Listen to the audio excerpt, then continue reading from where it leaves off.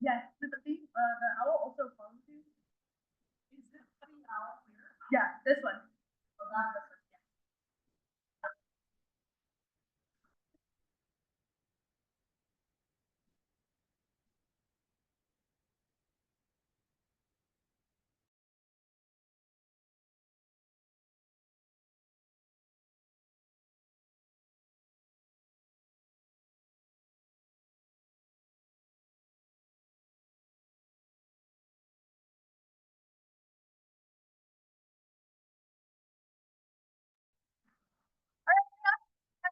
My name is Abigail Mayorga. It is 5:31, so I'm a minute late.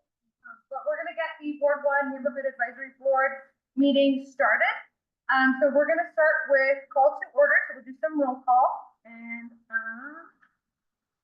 we'll start with member Sunny Ellen. Thank you. Member Dalton Kaysen. Thank you. Member Gary Cecil. Here. Member Shonda Golden. Member Michael Steedman. Thank you. Member Claudia Davis. And then minute taker Marianne Potts. Can you hear us on Zoom? All right. The sound is good. Thank you so much. Thank you.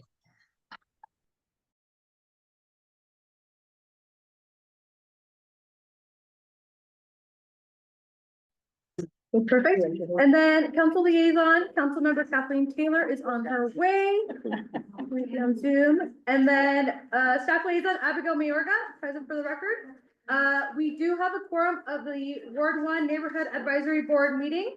All right, prior to getting started, I know we have standing room only. I want to make sure that the side comments are to a minimum to ensure everyone can hear, as well as our participants on Zoom. Like I said, I know it's a super tight room, but we have virtual participants as well, and we just want to allow everyone to speak. So we do have a very packed agenda. We're going to stay on track. Yes, Mr. Steven. Do we have extra chairs so people can sit around the table? Yes, we'll go grab more. I mean, can you grab more? They're in the auditorium to the left. Awesome. So if you wish to give public comment, there are 2 periods for public comment, one at the beginning, one at the end. Make sure you fill out a purple card and please bring it over to me so I can get you in the queue to provide public comment. We'll start with our business items and then we'll move on to development projects. So, okay, perfect. I will start with public comment, and my first public commenter today, let me read my disclosure first. All right. Okay. Our first item today is public comment. Members of the public may hear, observe, and provide public comment virtually by registering through the following link, which can be found on the reno.gov/meetings website. And the link is as follows. https://links.gov/4/L-I-N-K-S:/U-W-R-G. It should be noted for those in attendance that comments are to be addressed to the board as a whole. Comments heard under this item will be limited to 3 minutes per person and may pertain to comments both on and off the agenda. The board may not take action upon any matter not agendized on today's agenda. When you are called on for public comment, please state your name for the record and begin speaking. The timer will begin when you say your name and you will be afforded 3 minutes. All right, first up I have, and I'm sorry if I butcher your last name, Steve Emmerich. Thank you, Steve. All right, and then Steve, I will actually have you get up right here in this empty space. I'll have all the public commenters just kind of come in this empty space next to me, and then you can state your name for the record and give your public comments. No, you're totally fine. Ready? Yes, sir. My name is Steve Emmerich. I am the owner of Fresh Bacon, an entertainment and events company that has produced events in Reno and Tahoe for nearly 23 years. In addition, I'm a board member of the Offbeat Music Society, Califier for Downtown Festival, Western Lights Festival, City Festival, and have been a department head for 2 major AEG festivals for 10 years. Besides concerts and festivals, I founded and produced the Great Depressurization Chamber for 12 years here in Reno, co-founded Reno Sculpture Fest, and have been a collaborator on countless local events over the years. I began producing events at the proposed address of 214 West Commercial Row in 2007.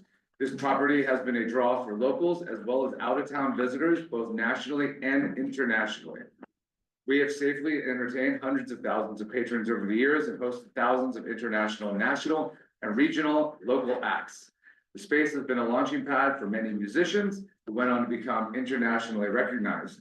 Not only musicians, but this place also is a place that has created the next producers, promoters, event planners, and business owners in the city. One Up, Fatty has had a great track record of creating a safe place for the arts to be represented and enjoyed in Reno. As we know, downtown is not thriving as it once was, and one of the reasons, in my opinion, is a lack of nighttime entertainment options. To create a vibrant downtown, the city must create a diverse offering for downtown residents as well as those outside of the downtown corridor. If there's nothing to draw people to downtown, it will continue to degrade, become more and more of a ghost town. Occupied buildings help keep the area clean around them. They create unemployment, generate life in the downtown area, whereas empty buildings and blocks fall into disrepair and blight. There's absolutely no reason that residents and businesses cannot cohabitate in downtown. Fatty has constantly improved the area and around the building and spent tens of thousands of dollars sound dampening the building to keep sound from escaping to not disturb the residents.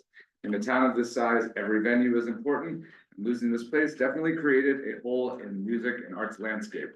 It's been an important place for the city and should be permitted to exist again. Thank you. Up next, we have Magali Rivera.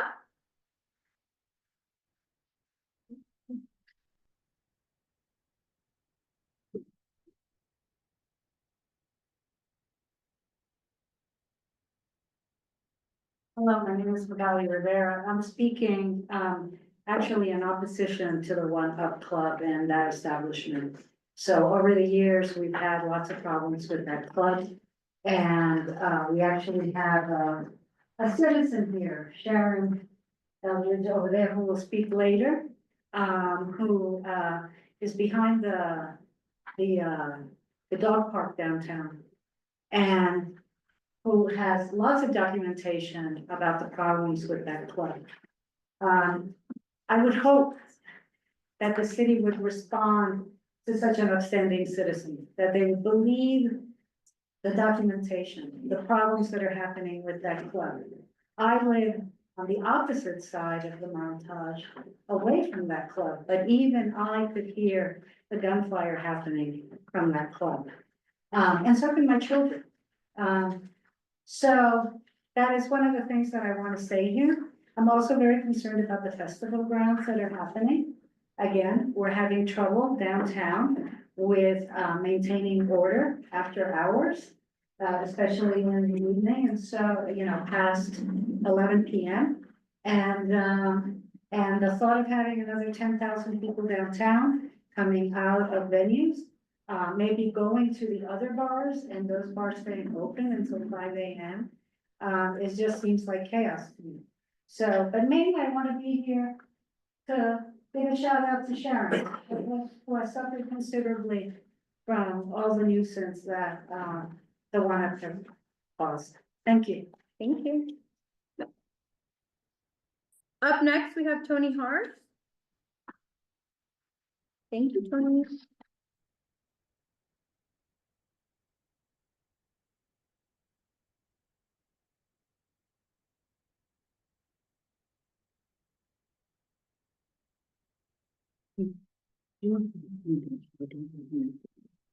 Okay, that's perfect. I can take this one and then I'll make Okay. sure it gets in the packet. Okay, perfect, thank you. Thank you so much. Okay.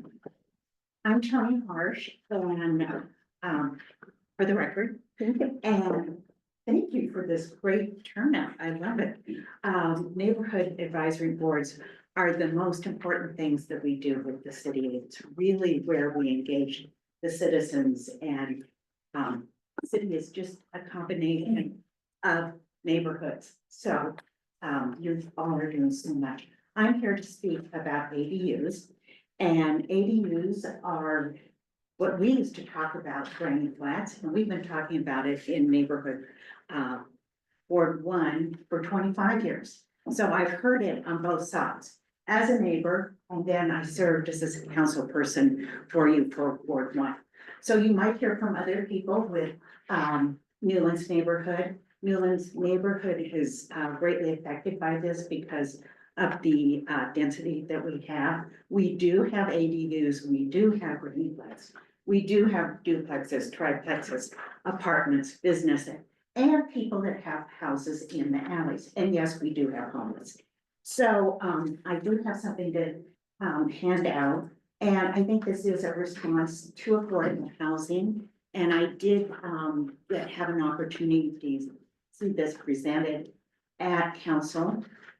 We actually are doing a great job with affordable housing. Reno produces almost 90% of the affordable housing within this region, which I think is great. We also are being responsible to AB 213, which is from the state. And we are required to do 6 out of the 10 for the state. We are actually doing 10 out of the 10. So we're really doing well. The council has added to look at expediting the procedure and also increasing the percentage for affordable housing districts. I have less than a minute, which is great. I only want to point out that when we were listening to this at council, there was a discussion about how do we differentiate affordable housing versus Airbnbs. And I think that's very important. Council did direct that we wanted to look at that, so that we were in fact addressing affordable housing and not just adding another burden. And how do we monitor it? I think that you have before you a great opportunity to discuss ADUs, and I passed out all of the things that I've heard, which is right there, and I'm sure you're going to hear a lot more. So thank you for your time, thank you for your service, and have a good evening. Thank you. Up next, we have Todd Upton.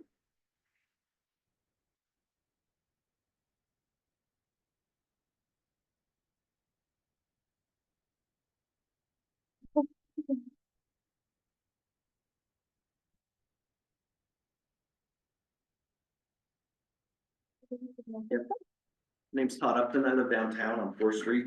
I support the event center coming downtown. We're at a place where it's quiet down there right now. We need bodies down there. We need more businesses. We need more bars to go to. So having people down there is great. The event center last year across the street from me was great. It ended on time, quiet. Everybody's out of there on time, and so I'm very much in support of it. And we need more activity down there. It's just right now it's too dang quiet down there, and so I'm in support of it. Thank you, Don. Up next, we have Connie Silveira.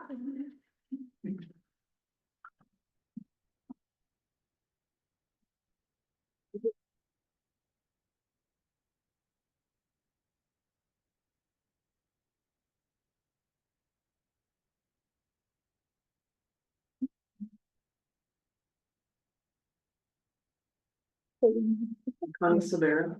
Thank you for letting me speak in front of this body today. I'm speaking in favor of ADUs. I know this has come up over the years several times. And a big sticking point has always been design. People want the design to flow with the neighborhood and all of that. But I want to remind everybody that even in the Newland areas, I mean, I know this isn't an ADU, obviously. This doesn't go into anybody's neighborhood that lives in, okay? However, I have no problem with this. This is these people property, you know, they can do what they want. If you don't live in an HOA or CC&Rs, then you should be able to do what you want. And a lot of design changes come across because of cost of building, cost of labor, you know, things are not gingerbread like they used to be. So I just want to remind people that even when you build something different, as long as it's up to code, it has all today's standards, it can be fine. Here's a good example over on Holcomb, where they built, you know, as a test run, the container home. this turned out wonderful. I've been inside and toured them. Right next to a house that was probably built in the forties. But neighborhoods change, so I don't want that to be a sticking point with a lot of people. The other thing is we have the advantage of all these other cities like Seattle and Mesa, in California, all of these that have the ADU regulations in place. So it's not like we're starting from scratch. One of the things mentioned at the last meeting was an ADU calculator. So you can quickly go on and just get an idea. I mean, I have a piece of property where the house is 600 feet, the lot is 6,000. The way it's currently written, I wouldn't be able to build anything else, and I haven't been able to. Even though the house only takes up 10% of my lot. I'd like to build 1,000 square foot house on it, and there's plenty of room. But those are the kinds of things that we really need. And as far as, if you really want to control where you live, go move to an HOA neighborhood. They're everywhere. That'd be perfectly fine. I think that was all I had this time.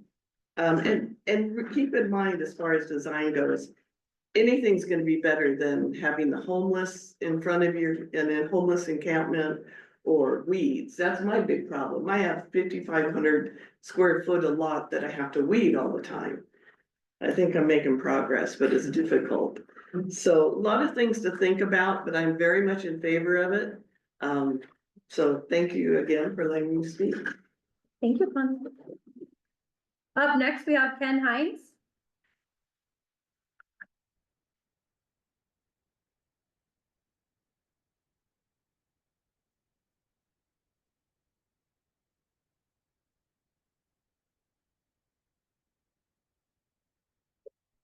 My name is Ken Hines, and I'm here in opposition to the applications of 214 West Commercial Road, also the J Resort for a conditional use permit.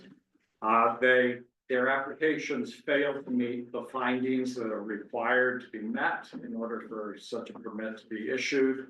One of those findings is that the proposal must be compatible with the surrounding area.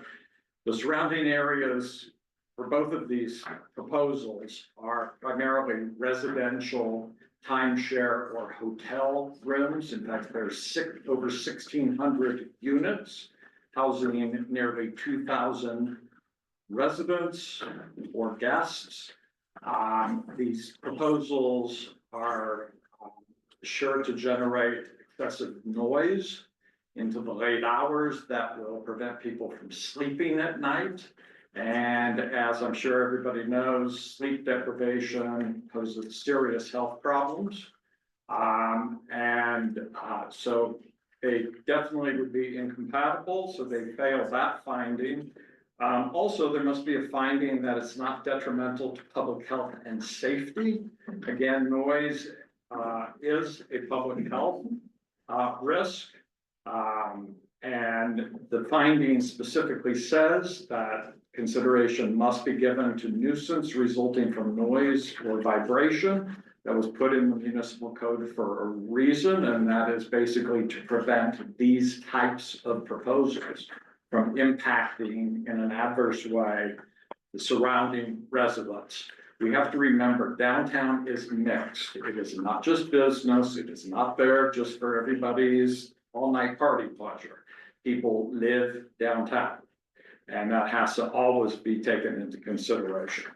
Another finding that fails is that public services and facilities must be available. As I'm sure a lot of you know, Reno has a severe shortage in police. They have a severe shortage in code enforcement. In fact, there's one code enforcement for all of downtown, and that person isn't operating into the late hours. So the public has no recourse. If there are noise issues, there's vibration issues, crime issues, there's no recourse. You call Reno Direct, they're gonna tell you, we have nobody to send you. And that's if they answer the phone. Normally you don't get a person. You have to just leave a message. Police Chief Catherine Nance has gone on record saying there is a severe police shortage. So until the city of Reno has the budgetary means to fund more code enforcement, more law enforcement, they should not be issuing these types of conditional use permits. Thank you. Up next, we have Betty Hedrick.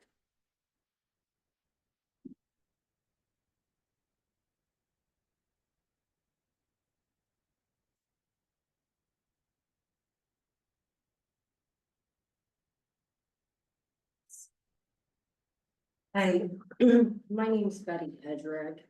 I live downtown, not very far from the festival center at J Resort. I am actually in favor of it. The noise pollution and everything of that nature, they are out of there no later than 11 p.m. I have a 3-year-old at home. It does not disturb my 3-year-old child. I've lived downtown for years. And I think downtown needs this. We need this. We have everything going up around us, everything. And if we don't start bringing more people downtown, we can't grow. And that's one of the event centers that does that. So, thank you. Thank you. Up next, we have Zach Kingsbury.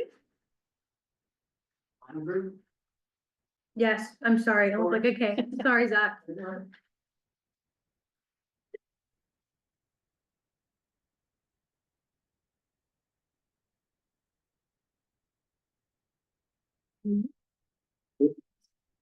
Just state your name and all. Zach Feinberg. Thank you.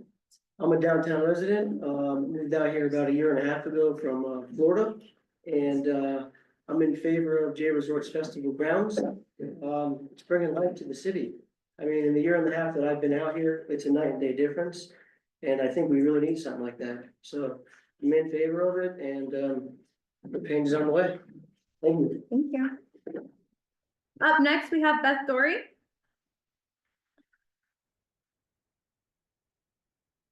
Projector today, I'm sorry.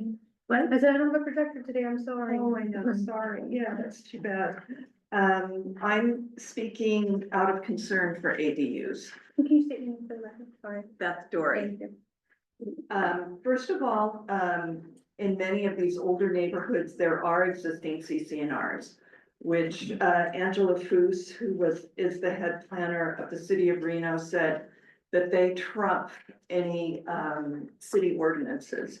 And so I think the city should tread very carefully before they allow CCNRs where there's existing, or ADUs where there's existing CCNRs. I'm concerned about boundary surveys. So if these things are gonna be put up, we've got to make sure that they're put up within the boundaries and also adhering to the setbacks. Enact reasonable short-term rental laws before ADUs and and you should consider rental caps if the true intent is to create affordable housing. Code enforcement, what this gentleman said about code enforcement, it's lacking everywhere. Then consider mandating fire prevention building materials with these structures. More infill equals more risk of fire, property damage, and potential loss of life. Lastly, it's my understanding that after all of this public outreach, the council can and may do whatever they want anyway. This could include reducing the lot size from 9,000 square feet to 6,000. Eliminate the parking requirement, reduce the setbacks. Several planning commissioners wanted no setbacks, and reducing building coverage that the staff recommended. And then here's some examples of properties that did not get a proper survey, and you guys can have that. Why don't you address your parking concerns before you add more infill? Here's another one. In my neighborhood, somebody just cut into the city easement and added parking against code. I went through the proper way where you have to slice in and pay a big fee. This guy just put in 3.5 parking lots on the weekend. So these are some of the concerns, and I'll leave these pictures for everyone. And thank you. I appreciate your time. Here's another. Up next, we have Eric LaRue.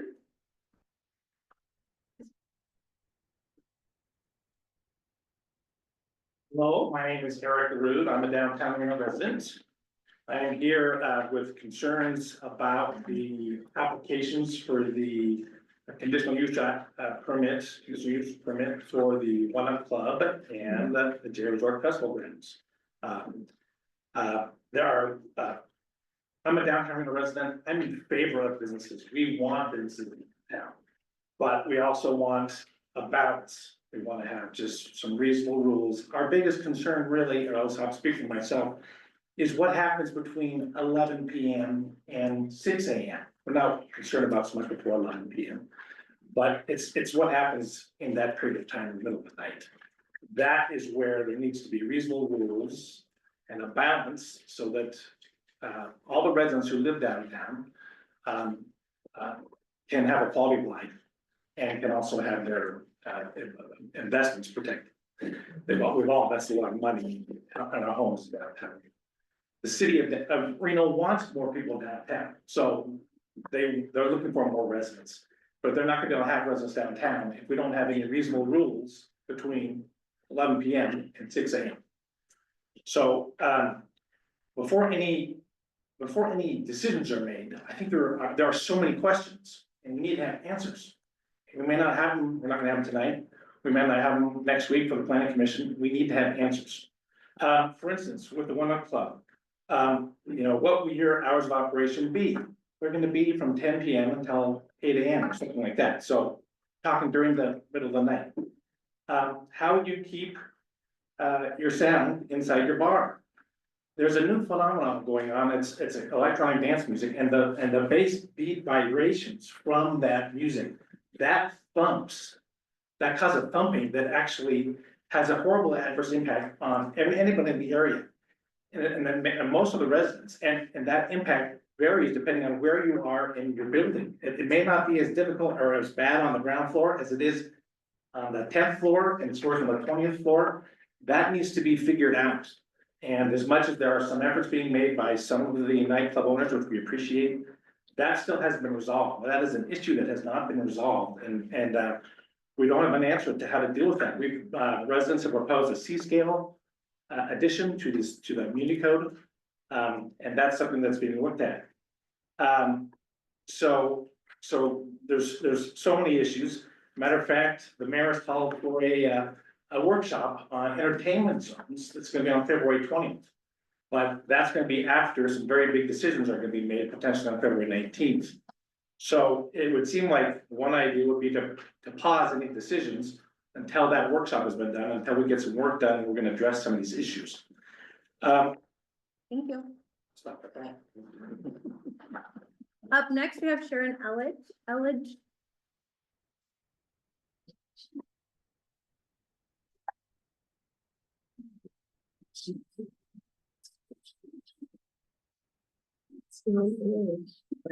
Oh, good to see you again. It is crowded.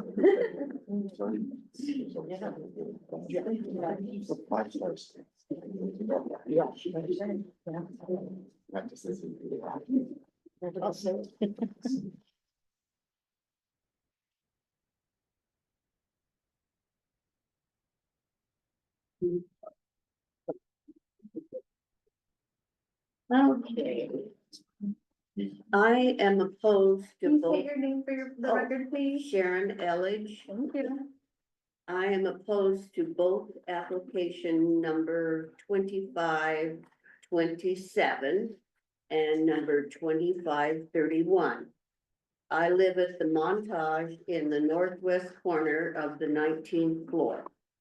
Both of these locations are directly under my bedroom windows. I have 4 floor-to-ceiling windows on the west side and 3 on the north side of my bedroom. I have been at odds with the One Up Club, previously the Work, and previously the Red Martini, all owned by the applicant of application number 2527 since 2010. I have put on the record my correspondence, police reports, and various complaints. This is my file. And that's not all.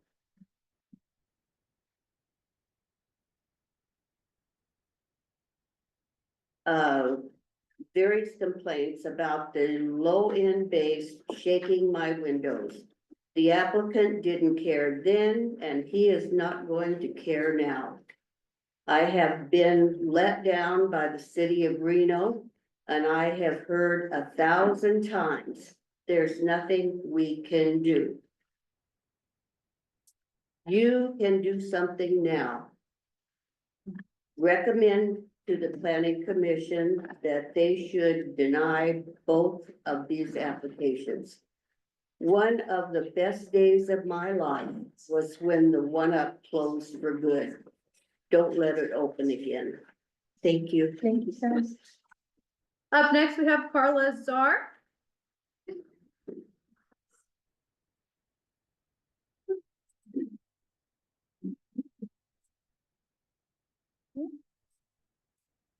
Say your name and also playing. Carla Czar. Thank you. I don't have anything prepared, but I just want to say I am in favor of the festival grounds. I've lived in Reno or downtown Reno for almost 5 years now, and I'm right across the street from the Globe Plaza, and I've never had any issues. There, after 11 o'clock, they shut down. It's safe. I've been here for 5 years. I feel safer now than I ever did before. And it's because of how clean the streets are on 4th Street. He has totally cleaned up that place. I just walk my dogs down that street. I don't worry about stepping on any syringes. I don't worry about stepping on dog poop. As far as the sound goes, I've never been woken up because of that. So that's all I'm gonna say. Thank you, Carla. Thank you. Up next, we have Maya Johnson.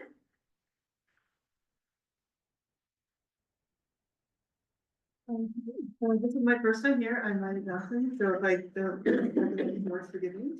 I'm here to encourage the board to look favorably upon anything that would allow ADUs. I think we should let people build things as long as they meet any required safety regulations. If it's safe, we should let them do it. I'd like to echo some earlier comments that if somebody owns property and they're not in an HOA neighborhood, then they should be allowed to decide what that looks like. I don't think that in the urban core of the city, we should be concerned about uniform character of neighborhoods. A thriving city that's growing, that has a lot of things going on, has a mix of old and new buildings of different styles. I think we should encourage and welcome that. I would also like to echo some other related that it can be a little bit lonely downtown. Things are more active than I've heard they used to be. I've lived here for about 2 years. But I think we have a lot further to go. I'd like more neighbors, and anything that would make that possible, I'm in favor of. So if somebody has extra space on their property and they'd like to build something to rent out, maybe somebody who tends bar in the neighborhood and doesn't need a car and doesn't need parking. I think we should allow that flexibility for people to use the space available to invite more people into the city for variety of lifestyles, variety of transportation modes. I'd like to remind everyone listening that our master plan calls for increased density and more diverse transportation options, not limited to, but especially downtown. And that we won't get there if every time we have an opportunity to let people build things, we say, well, what about the parking? What about the neighborhood character? I think we should give people options. Nevada likes freedom, likes letting people do what they want. I think that as long as it's safe, then we should let people build, we should let people rent out parcels, we should let people rent out extra space in their property. Anywhere that people can live, that the property owner is comfortable with, that meets any required safety. Good. Thank you. Thank you. All right, members of the body, I'm going to open up public comment to those on Zoom. If you are a member on Zoom and would like to provide public comment, please use the raise hand feature at the bottom of your screen. And I'll give you a second to do so. Also do last call for in-person public comment. I think I see one. All right, seeing none on Zoom, but we do have one final in person. So Joshua Smith, thank you. If you can just state your name for the record, Joshua Smith. thank you. So yeah, just about the thing with one up, I live across the street, had for like 7 years and, you know, I'm pretty big proponent of freedom and businesses and small businesses and stuff, but the amount of crime and illegal activity and fights and police resources, you know, I'm directly facing this club every single weekend. Police, people screaming, people fighting, shootings, saw my first murder. I thought it was some firecrackers going off, I hear a bunch of people screaming, I wake up and some guy stumbles on the ground and dies. Ambulance, police, I mean, the amount of police resources, I was just like, it's like. The police are like a dedicated place every weekend, they're being called for fighting, drugs. I mean, I went over there one time in 5 years and I couldn't believe the amount of underage people there drinking. It was mild. So. Just, it was just like, it was like, you know, the neighborhood, like terrorists, drug activity. Underage everything and shooting, gang violence, you know, probably illegal prostitution from some of the stuff I've seen. And I just couldn't ever even believe that they were able to stay in business with the amount that the police needed to be there. Like, you know, were the Reno PD here tonight? No, I can't believe somebody from the Reno Police Department isn't showing up and saying like, why would you even consider letting these people have a business license? It's just like a vacuum for like a lot of illegal, dangerous activity. There's 2 shootings there in a 2-year period. So I do not think, unless it was a change of management and they had a completely different program that they were gonna be doing there, that they should not be awarded a business license. Anywhere. That's it. Thank you. All right, and that concludes our in public comment or public comment. I do also want to note for members of the body, we did receive 2 email correspondence regarding items on the agenda, opposed to item C2 and C4, and those have been distributed to the body. All right, up next, we're on item A3. And then I am looking to a board member for a motion for approval of the agenda. Shonda Golden for the record, I approve. I move to approve. Second, Michael Seidman, seconds. And then all those in favor? Aye. Motion passes unanimously. All right, moving on to item A4, approval of the minutes. Can I get a motion? Some questions? You're the only one that is, Oh, yes, no, actually, yes. you really can't do it. Well, none of the board members were here. I understand. We do need the minutes approved. That's a great question. We can continue the item and then let me. Oh, I have deputy city clerk. Thank you. You're not required to be in attendance, so you could only one. Thank you. Okay. Yeah, so for those on the We record. missed the one up shit. Okay, thank you very much. Okay, thank you for. So we can still approve it. Yes, for our deputy clerk, you do not have to be in attendance to approve the minutes on the agenda, so I will look to the I'll make a board. motion to. Michael Seidman motions. Can I get a second? Second. Dalton Kaysen seconds, and then all of those in favor? Motion approved or passes unanimously. No, No, you didn't ask for, Oh, can I get a motion? Sorry. Abstain. I think it's silly to prove minutes that we weren't here to. I agree. So I just abstain. It still passes. Okay, great, thank Does it you. make sense? 2 abstentions then? Or 1 abstention? Okay, so 1 abstention or you abstain? Let's do 2. 2 abstentions, Michael Seidman abstention, Gary Cecil abstention, but motion still passes. Thank you. Up next. Okay, and then I will just make sure, so we had a Dalton Kaysen move to approve. Shonda Golden, move to approve. Michael Steedman, abstention. Claudia Davis, move to approve. Gary Cecil, abstention. And then Sunny Allen, moves to approve. So motion passes. Up next, we have our council liaison report, and I know that Councilmember Taylor is on Zoom, but she's on her way from the legislature. So I will move forward with staff liaison report, and we can circle back to Councilmember Taylor's liaison report. Perfect.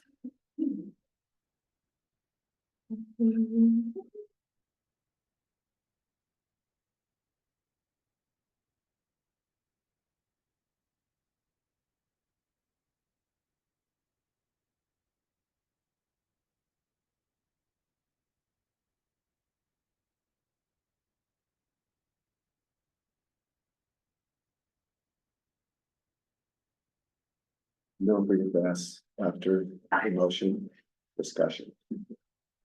We don't have discussion. You don't have We discussion. don't have discussion. No, Why not?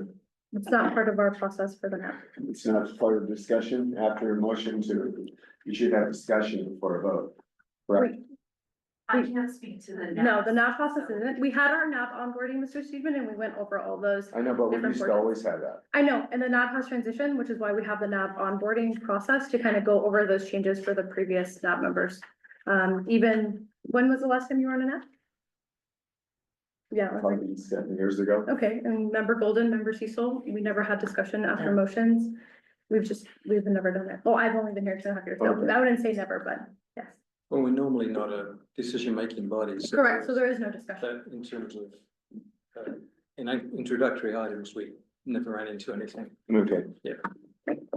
Thank you. All right, moving on to item A6, staff liaison report, and this is my report for the body tonight and the members of the public. So I'll kind of get started. I want to make sure our members on Zoom can see. Perfect. So I do want to give a welcome to all the NAB members. The Ward 1 NAB is all brand new members. As we saw in the redistricting process, we had some members move around. So this body is brand new.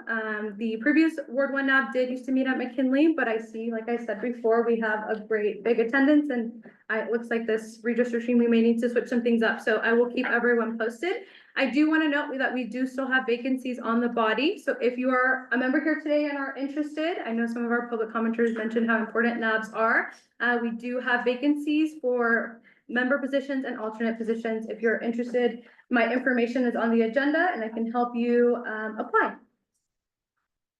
I wanted to go over some City of Reno engagement opportunities in Ward 1.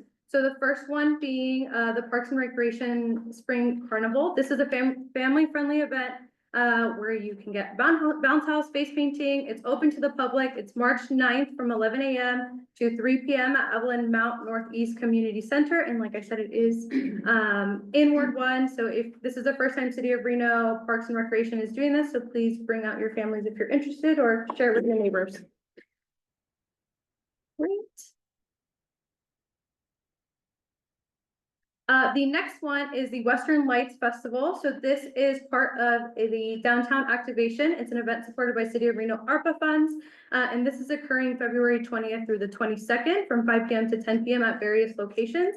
So if you just look up Western Lights Festival, you'll be able to see kind of their schedule. It's ongoing, different opportunities, a bunch of stuff from that time period at different locations. So again, just an opportunity for you guys to enjoy some stuff that's happening in downtown. And then I also want to reemphasize the importance of using Reno Direct as you see things in your neighborhood that may need addressed or need to be addressed. It's the best way to kind of get those information that you may need or submit for a pothole or something of that matter. So you're able to do so online via the portal or give a call to them Monday through Friday, 9 a.m. to 4 p.m. But it's always a great resource. So for those who maybe aren't too familiar with Reno Direct. And then finally, our upcoming meetings, we have a City of Reno Council meeting Wednesday from 10 a.m. at Reno City Hall Council Chambers. There is a virtual option available. And for those who can't tune in live or be there in person, the YouTube is also available. City of Reno Planning Commission is scheduled for February 19th. Reno City Hall Council Chambers also available via in-person, Zoom, or YouTube. And then the next Ward 1 is scheduled for March 10th, and I have a typo here, we have council chambers, but like I said, we will revisit the location after this meeting. Perfect, and that's all I have for my liaison report. I'm open to questions from the body. See, Mr. Could I, Gary Cecil for Yes. the record, could I just make a comment about the public comments? Yes, of course. I just wanted to say there's clearly a lot of differences of opinion of a whole wide range of issues on our first agenda tonight. It's a long agenda, so we're going to be working hard to get through it. But I just want to thank you all for the civil tone you had. There's a lot of differences, but we're all citizens of Reno, we're all citizens of Ward 1, and we want the best for the city. We may not agree exactly on how to do that, but I really want to just say, I really appreciate the turnout. I appreciate the civil way in which people spoke and the points that they made. I hope you will continue to come because there may be items that don't directly affect you, but affect a lot of other people in Ward 1. But thank you very much. It's great to see everyone here. Thank you. And then we're gonna move on to item B1. So if I can have a recommendation for a chair, I know, like I said, a lot of you guys are new, but if you guys are open to chair, there are 1-year terms. I make a motion to postpone it till next month. Okay, perfect. If somebody wants to second it or provide a different motion. I'll make a motion for, I think Gary would be a good chairman, Gary Cecil. For a variety of reasons, I'd rather not do that at this Fair, time. understood. I'm glad to help anybody else. Great. Anyone else? Claudia, Member Davis, Member Allen, Member Seidman? I'll do a motion to chairman. Sure. You can't, somebody has to have, don't you have to have somebody else motion, you can have you. Pretty sure. Want to make a motion for Sean? No, she wants a motion. She'll give you a motion. Yeah, she'll give you a motion. Okay, so Member Golden makes a motion to appoint Dalton or Member Kaysen as the Ward 1 Neighborhood Advisory Board Chair. Can I get a second? I'll second it. If he's willing to do it, I'll second it. Thank you, Member Allen. All those in favor? Aye. Yes, can I get a roll call, please, Member Yeah, Kaysen? of course. Member Aye. Golden? I'm gonna abstain, I still think we should wait. Okay, abstains. Member Seidman abstains. Can Abstain. abstain? I'm an alternate. Member Cecil? I think, we'll certainly worth trying, definitely, yes. Okay, great, thank you. And then Member Allen? Yes, thank you, made the motion. Okay, motion passes. Great. Thank you. Member Kaysen is the chair for the upcoming year. Okay, since you guys are very eager to be chair and vice chair, can I get a motion for a vice chair if anyone's interested? If not, we can continue the item as well. Any interest in vice chair? Would you like to make a motion to continue the item, Mr. Seidman? Or we can, I'll do vice chair. Okay, Member Golden, can you make a motion to appoint Member Seidman as vice chair? Shonda Golden, for the record, I move to motion Michael Steedman for the chair's vice chair. Thank you. Can I get a second? Golden seconds. Thank you, Member Kaysen. And then all those in favor say aye. Aye.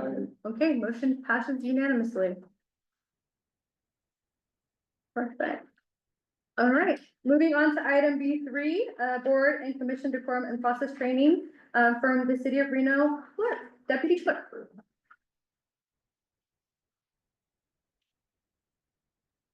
All right, there's a lot of people here. I know you're not here for me. My name is Lauren Morris. I'm the Chief Deputy City Clerk. I have a presentation for you. I'll try to get through it kind of quickly. I do like a question period at the end, but if you think of anything after the fact, you can communicate that to Abby. With me too. So most of the questions we've had so far have been related to like public records. But we'll see how this goes. All right, so welcome to the next slide.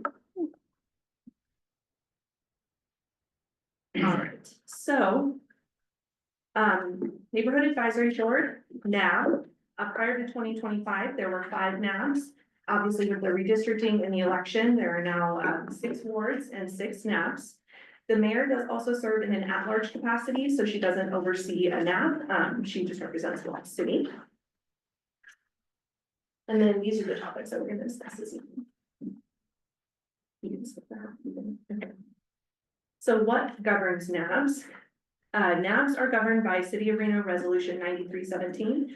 Everybody here should have a copy of that, and there were extras provided as well. This resolution was adopted on September 19th, 2024. But there was a resolution in place prior. This one was just amended to bring all the resolutions in conformance, or sorry, all the NABs in conformance with each other under the resolution. And it was worked on by your council relations team, including Abby.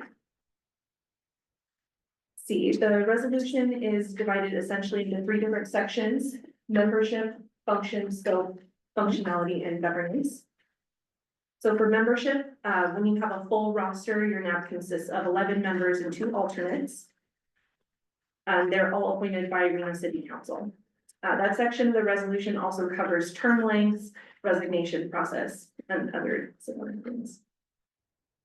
You serve as a forum for the city and the community for issues relating to city development projects, governance, and other programs in which community member participation is desirable. And then for functionality and governance, you will abide by NRS 241, which is open meeting law, Reno Municipal Code 2.20, NRS 239, which is public records, and then Robert's Rules of Order. So we already mentioned this a little bit, but you are a community liaison, so you facilitate communication between constituents and your elected officials. So basically all of the public comments you've already heard this evening, your representatives for everyone in your ward who's in this room today, and then providing that information to Councilmember Taylor. And then engagement and review of city and neighborhood topics. You'll see like development projects coming before you, obviously, for the agenda, so you provide comments that then ultimately would be used in deliberation by council. You can also identify neighborhood and community improvement projects as well. And then just a note, while it is not the NAB's responsibility to take action on any city or neighborhood projects, city council will take into consideration all of your comments. Next slide, yeah. We can go ahead too. So Robert's Rules of Order, when it comes to meeting governance, that is what we use. I won't read this slide, but in short, Robert's Rules ensure that meetings are run efficiently. So obviously you just elected your chair and your vice chair. So the presiding officer is referred to as the chair. They should be addressed as Mr. or Madam Chair, so Mr. Chair. If someone else is presiding over the meeting, they should be addressed as Mr. or Madam Chairperson. And then even in small meetings, the presiding officer should not be addressed by name. All members should be addressed by their title. So in this, it's, you know, member Golden, etc., as Abby has been showing you. And then for obtaining the floor, to obtain the floor, you must first be recognized by the chair. So you'll address them, you know, Mr. or Madam Chair. They'll recognize you by saying Member Davis. And then, so they always announce you by your titles. And then in small assemblies, they can nod at the member to grant them the right to speak, but addressing them is preferred, especially in a situation like this, if we have Zoom attendance, and then, you know, if your minute taker is online, not rather than in person. And then order of business, that's always going to be laid out in the agenda. Just a note though, the chair can choose to take the items out of order. And then not all agendas include the Pledge of Allegiance. It's not required by law, but some boards do choose to include that. So you might see that on other city agendas. And then for making a motion, to make a motion, you must first obtain the floor from the chair.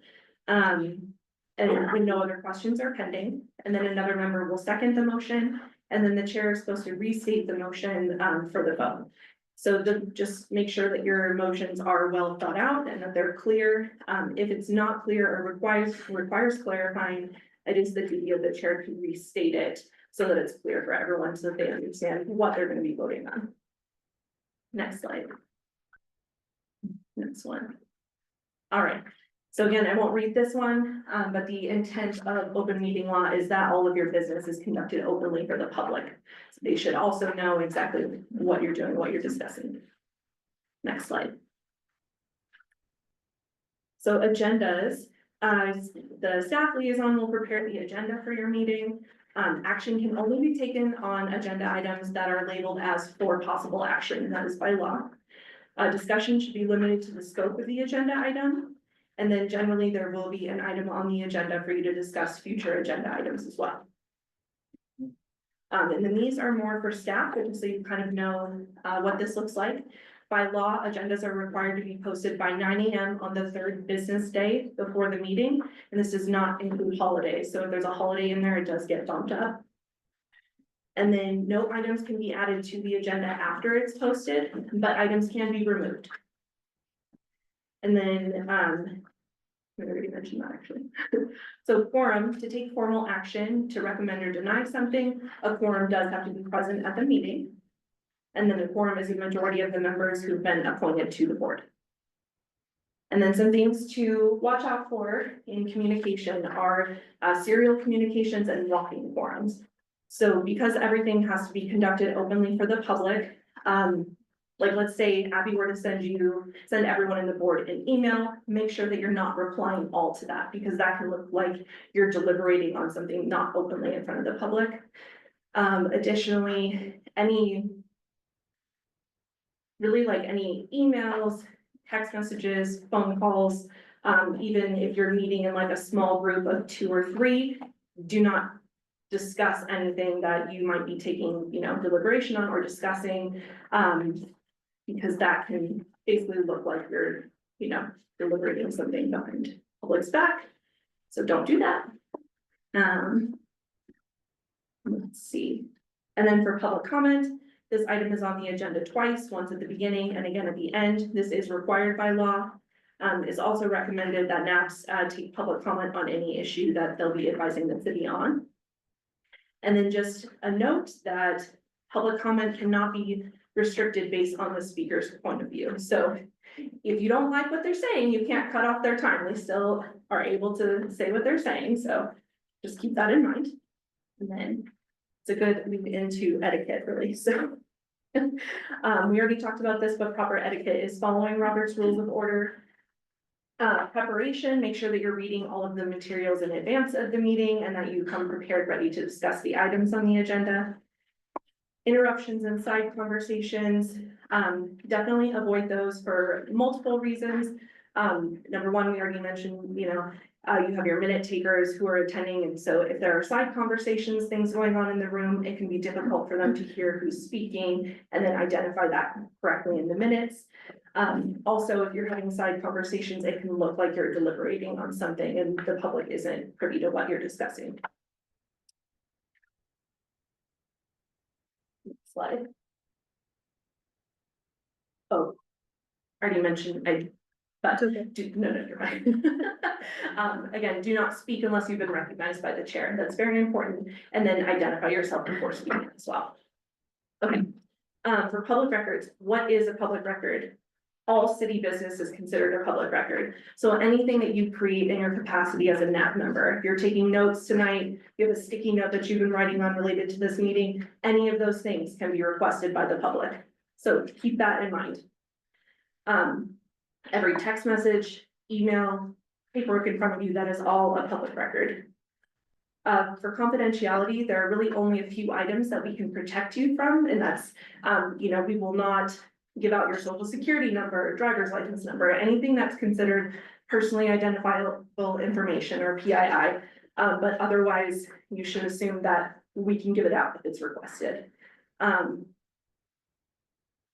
see, and then why are we talking about this? The city clerk's office receives 25,000 to 30,000 public records requests per year.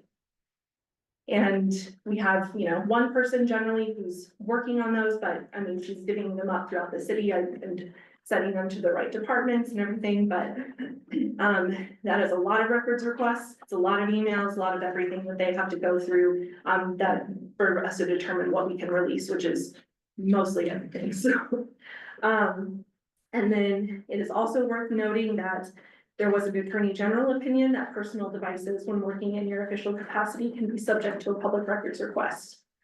So there's been some confusion related to this with some of the other NABs, so I don't want to scare anyone and think that you can't be using your phone in general, like during meeting, you know, you can't, you can certainly text, you know, your partner, I'm gonna be late this evening or something like that. We don't have to give that out. But if you're texting or something related to these agenda items or anything in your official capacity as a NAB member, that is a no-no, so don't do it. We don't want to release that. You don't want to release that. Can we look up stuff? Yeah. Mhm. But just be careful what you're putting in writing. I have Shonda Golden for the record. I have a question. It may be silly. So I'm a note taker. And would they want this? Like, what do I do with this? It says One Up Club, ADU, Granny Flat. I mean, I'm listening to people and I'm writing down words that they're saying. So do I just hand this to Abigail with my name and date on it? Like, No, I would just say, hold on to it. hold on to this? Yes, more, Take a picture. more and more for the record. Yeah, or even, yeah, that also, I think we've had, instances like that too, where if someone, like in a city capacity sends a work-related text message to a personal device, there's a policy where like they have to screenshot that, right, and then send it to their work device. So there are things, I don't wanna necessarily give you the wrong answer, so I'm happy to connect with our clerk who's back in office tomorrow as well. I think I'm gonna use your blue thing that you gave me. Oh, yeah. That'll be Good. best. So. And that is the end of my presentation though, but if you have other questions, I also don't wanna take up too much time, so, yeah. We'll open it to questions from the board. I know, member Golden started already. Any questions from the board? Mr. Chair, may I have the floor? Member Cecil approved. We'll work on it, we'll work on it. Yeah. I'll work. Just test.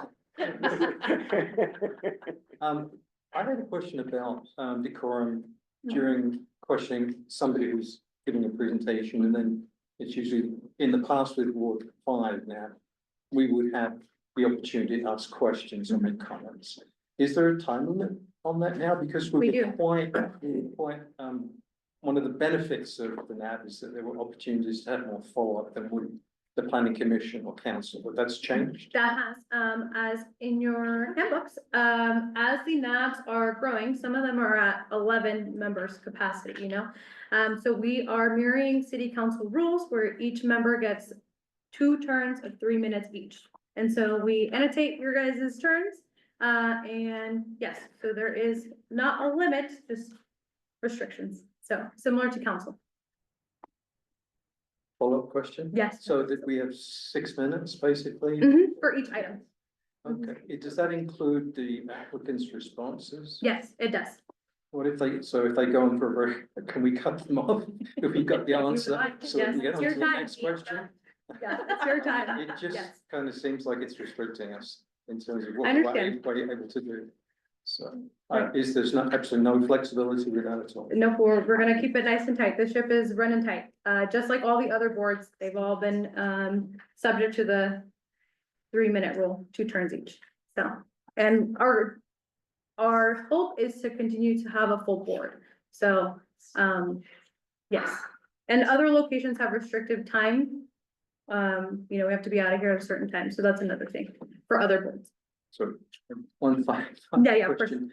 As the presiding officer, does the chair or the vice chair, if the chair is not here, do they have any latitude to grant extra time if they feel it's warranted, because they're in control of this meeting at all times, right? Yeah, that's a great question. I don't have an answer for you at this time. I think So the have to answer is yes, and I've seen city council and planning commission. Right, So but our chair I is knew the new. answer, but Yes. I just wanted Yeah, to. I was like, I don't know the answer, and she is the mayor for the chair, so it's a little bit different.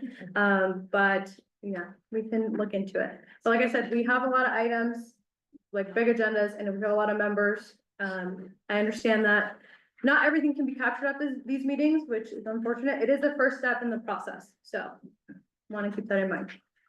Great. Any other questions from the board? Awesome.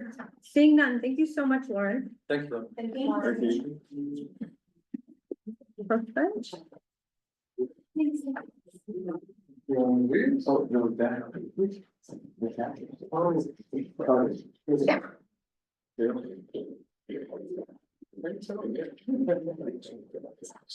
And then, for the members of the board, I did want to open or reopen item A3 as we do have, an update to the agenda.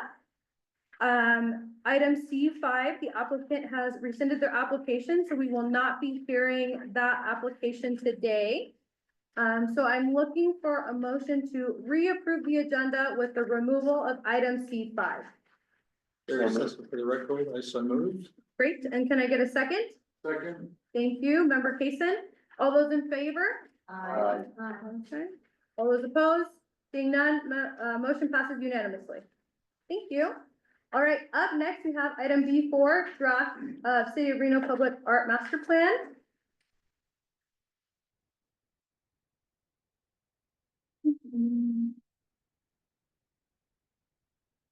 Good evening, all.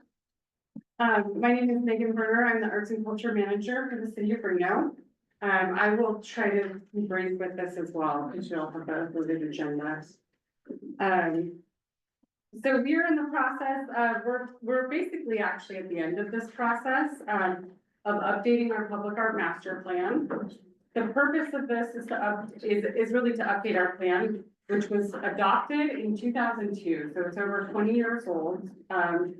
And that original plan established the framework for the city to manage a public art program that our residents have come to value and enjoy. The program has been operating under that framework with only, very modest adaptations since. And so this plan really provides a comprehensive review of the public art program and recommendations for moving forward. Including a statement for how the program should impact the city, an outline of the work our public art program should focus on, and proposals for adapting the administration and funding of the program. Go to the next slide. Like I said, we were presenting these to NABS really in January. So we're a little past this process, although if you have any feedback for us, we will still welcome it. But we are in the process of having our public art committee and our arts commission actually recommend this plan for adoption, which will happen in March. So this process started in early 2024, so we're a little over a year on with this, led by a consulting team, including Todd Bresky with Amina Cooper and Jessica Cusick. So the planning process involved extensive research, public engagement, and analysis of the public art program's operations. You'll see here, to start, they did a public survey asking people who live and or work in Reno to share their thoughts about public art in the city and in general. And we received nearly 600 responses, which is really high participation for a survey like that. The team also circulated focus questionnaires to current and former members of our Arts and Culture Commission and their Public Art Committee, artists who have worked with our program in the past, and organizations that have collaborated on work with us as well. They also reached out directly to Reno artists for input, whether they participated in our program or not. During the course of the planning process, we had 4 meetings with local artists, so we tried to gather a cohort of artists. All were welcome to participate. That was in April, June, September, and November, actually December, through open public workshops. And some of those were virtual, some were in person. And in each workshop, we explored a different topic related to public art. So they served as professional development workshops. And then we also sought artist input into the plan at whatever stage of development we were at. The team conducted interviews with city officials, arts and communities, and civic leaders, toured a number of arts facilities in the city, and conducted a focus group with an art class at the University of Nevada, Reno.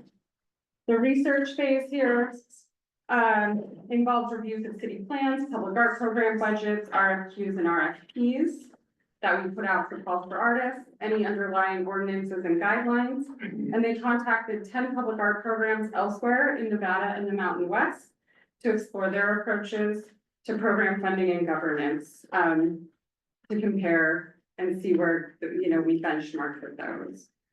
Throughout the process, the team also worked with a group of internal stakeholders from the city. Those were departments that we work with in our program most closely with, and then external stakeholders from other public agencies, nonprofits, and communities. Those groups reviewed the plan's progress at the stage of research findings, the plan framework and recommendations, and then the draft plan.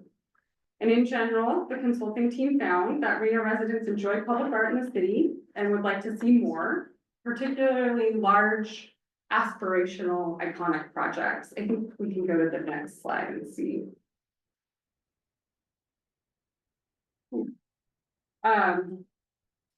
While Reno has a lively art scene, we found that artists don't always see clear opportunities to connect with the public art program. We were founded on a percent for art philosophy, but the flow of eligible capital projects has not been robust, and as a result, city funding is modest.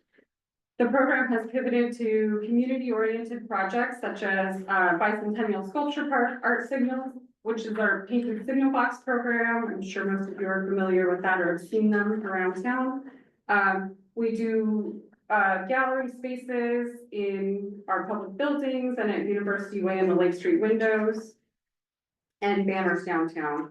And we seek external funding to support major projects. They also found that our ordinance is overly detailed and should be streamlined. And so they made recommendations on all of our public art guidelines and the things that govern our day-to-day, how we manage the program. So you'll see that there's some streamlining, updating governance processes, and building this more robust art ecosystem to support our local artists. And that one was to, grow their capacity to create public art. We can go to the next slide. So the plan is structured in 6 basic sections, and you can find this on our website. If you go to renoculture.com, there's a public art master plan update tab, and you will find the draft plan. And there's an introduction of what is Reno and what inspires us, a vision section, talking about why public art is important and the overall goals and direction. The where we are going section talks about the work that we should focus on, and then how we will get there. And then finally, there's a section of the updated guidelines and policies, which are extensive. Go ahead to the next slide. So some of this I thought was interesting. This is directly from our community survey that we did on public art and what inspires folks and what they would like to see more of. We heard a lot about sculpture and sculpture gardens, iconic artworks, large scale artworks, and then light and other tech-based art. We can go to the next slide. Murals, people are very fond of murals here. We have a robust mural scene. People wanted to see more interactive, playful artworks and artworks that tell the story of the city. And so there are various recommendations in here of how to incorporate these suggestions and preferences into the work that we're doing. Next slide. Why is public art important to Reno? We heard this in our public surveys, but also based on some of our economic studies that we have done and how art impacts the economy. So public art makes Reno feel like home for longtime residents as well as people who are new to the city. Public art tells Reno stories, bringing its many narratives into view in public space, and gives Reno a fresh and inspiring look. And it also supports economic development by offering new aspects of the city for residents and visitors to enjoy. So their recommendations are that we take these 3 goals into consideration for every project that we develop, every program and project as much as possible. And that is to deliver public art projects that offer a multifaceted narrative of who Reno is and that foster belonging and connection, engage communities in the development of projects and strengthen people's overall understanding of and connection to Reno's public art, and strengthen the city's public art ecosystem, building the capacity of artists and communities and organizations to participate in public art. Next slide. These were some of those big idea recommendations that you'll see in there if you read through this. I won't go through all of these, but there's some telling the story of the city and then a lot of focus on the river. A lot of folks who took our survey said that the river, the natural environment around, were very inspiring and they would like to see our work integrated into some of those spaces. Next slide. So like I said, we're sort of at the end of the input, but we will still take your thoughts. So if you have input, if you go to that renoculture.com and find the public art plan, there, you can find a link to the survey or you can scan a QR code. Some of the major recommendations will create more, like public development and capacity building for local artists and also bring more community members into the planning phases and artist selection phases of large scale art projects that are happening in the city. So I'm happy to take any questions. As a real quick overview, it's like a 69-page document, although a lot of it is that appendices of our guidelines and policies. Okay. Looking for the body, any questions from the body? Chairman Sunny Allen, can I be the? I have a couple of questions about, where your funding is going to come from and more specific, are you working directly? And what art groups in Reno are you working directly for? And have you received any pledges of, money to help implement this, be they private or public? Yes, so first, we have a funding mechanism at the city. If you all, I should have talked about funding, I usually do.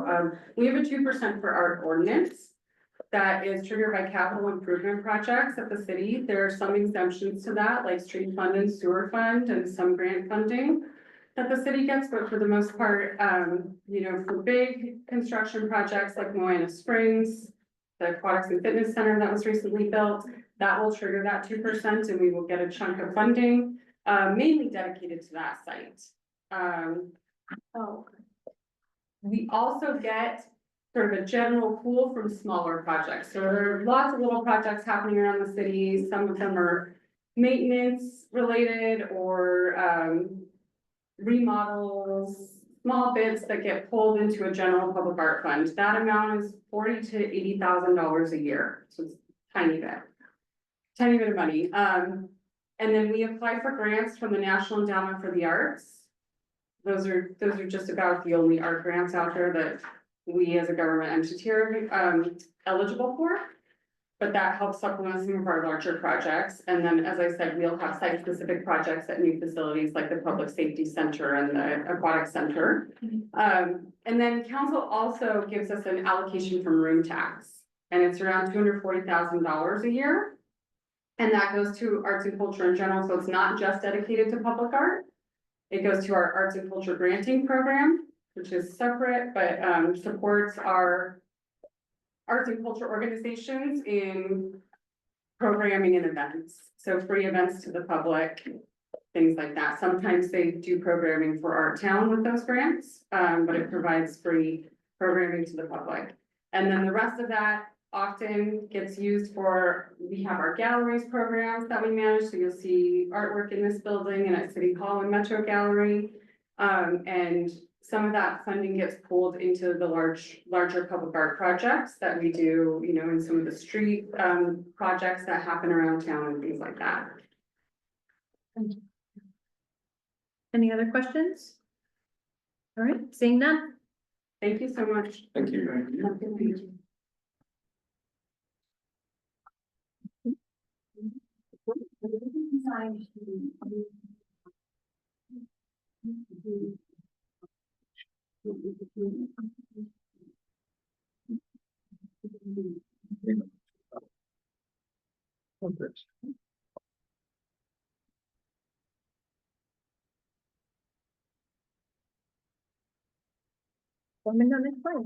Yeah.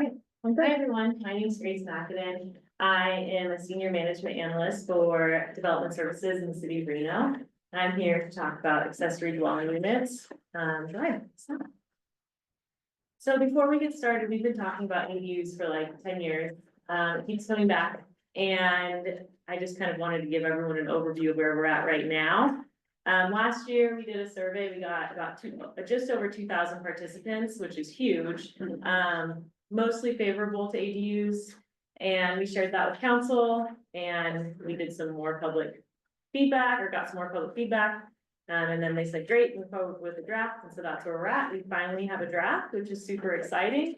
And right now, we're at the point where we're taking this draft out to the public to get feedback on the draft. So we just love getting feedback. But really quick, the definition of an accessory dwelling unit, just because I think some people might be hopping in for the first time, maybe they haven't been tracking this for however long ADUs have been on the agenda. But an ADU is a secondary housing unit that shares a lot with a larger primary home, specifically a single family home. So you know, everyone sees the larger primary home, and then they have the casita, the granny flat, the ADU, whatever you want to call it. I like this image because it shows the different iterations of what an ADU can be. So you have the typical one where you can see it walking down the street. Obviously, that's accessory. But there are some versions where maybe you won't know that they have an accessory dwelling unit because it's in their basement or on the second floor or above the garage, or the garage was converted. So there's different ways that we can see these accessory dwelling units. And our hope is through this ordinance, we can make sure everyone's happy with how those will be portrayed in the city. Next. So, like I said, this is just a draft. I don't want anyone to get nervous or freak out with what the language is in the code, because it can change, and it probably will change before it gets to city council. And our hope is once we go to council, we will get their feedback so that it's not just adopted, and if they change something major, I know some people might have heartburn on that. So we'll go get their feedback before we go forward for an adoption. Like I said, if this amendment was initiated in 2023, so we've been working on it for a long time, and we've been trying to get as much feedback as we can before we move forward. And any feedback, the earlier the better, is appreciated, so that we can make sure we work it in. The last thing we want is in the last minute, we get a bunch of people showing up upset that they didn't know about it. So you'd like to try to avoid that. Next slide. So the first part of this draft, and as I go through this presentation, I'll just walk you through what's in that draft, and all of the information is on our website. The actual draft is on our website. I know it was a little overwhelming for some people. I got feedback, it's 105 pages. I can't read that. This is crazy. So I created a little cheat sheet of just a one pager. Here's what we're changing. And I'll walk through that in this presentation. The first thought was, where should an ADU or accessory dwelling unit be allowed? There are some areas in the city that are what we call planned unit developments, and they do allow for ADUs, so that won't change with this ordinance. Other than that, we thought anywhere a single family home is permitted, makes sense that an ADU would be allowed, so that's where we started. It's all of our residential zones as well as some of our multifamily zones. And then those MD districts are kind of mixed use downtown, more in the urban core. Next slide. Lot size was the next thing that we looked at, and this was direction from council to go for about a 9,000 square foot lot size. That was in the ordinance that was introduced in 2018. So I think that was thought of as a good starting point. When we think of 9,000 square feet, I don't even really know what that looks like just visually. So I thought I would come up with some visuals of areas that maybe are familiar to you. So you'll be able to recognize where a 9,000 square foot lot is and where an ADU might be built if this ordinance passed the way it's written. This is kind of on the corner of California and Arlington, and I'm not sure if you can see the lot sizes there, but the one on the left is 5,000 square feet. The one on the bottom is 7,500 square feet. The only one over 9,000 is that commercial lot, and it's 14,000 square feet. So 9,000 square feet, a fairly significant lot size. It might prevent some of these infill lots from being able to build an ADU. So next slide, show you some more examples. This is above Plum Lane. It's like really grainy for some reason, I apologize, but these lots are getting larger. You'll see some larger home footprints as well. 9,500 square feet, 11,000 square feet, 12,000 square feet. So these lot sizes would be more conducive to an accessory dwelling unit. Next slide. And then this is the neighborhood right above the university, and these lots are all over 9,000 square feet. So I'm not saying these lots will build an ADU, but just so you get an idea of how large 9,000 square feet is. Next slide. And then this is a map of all of the areas in Reno that either above or below 9,000 square feet. So we took into account all of the zoning districts that we said they would be allowed in. And then we also took into account if they're above or below 9,000 square feet. So quite a few lots are above 9,000 square feet, which is great or terrible, however you feel about the ordinance, but just so you get a general idea of kind of where those lots are located. Next slide. The next thing we thought we should look at is how many ADUs per lot. Is it unlimited? Is it one? So we thought one per lot seems pretty consistent with best practices, what other jurisdictions are doing. And then, kind of the size, setbacks, things like that. We allow for other accessory structures. We actually allow for something called a guest quarters, which is an ADU without a kitchen. So we thought to allow for some of these conversions that might be happening, let's just allow them to have the same setbacks. With the one caveat of no 0-foot setbacks, and that was direction from council when we went to them last year. They would like to avoid ADUs on that lot line.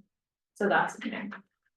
This image on the right, I also think is kind of just a nice little visual of where these ADUs might be built. Next slide. Parking and design. Sorry.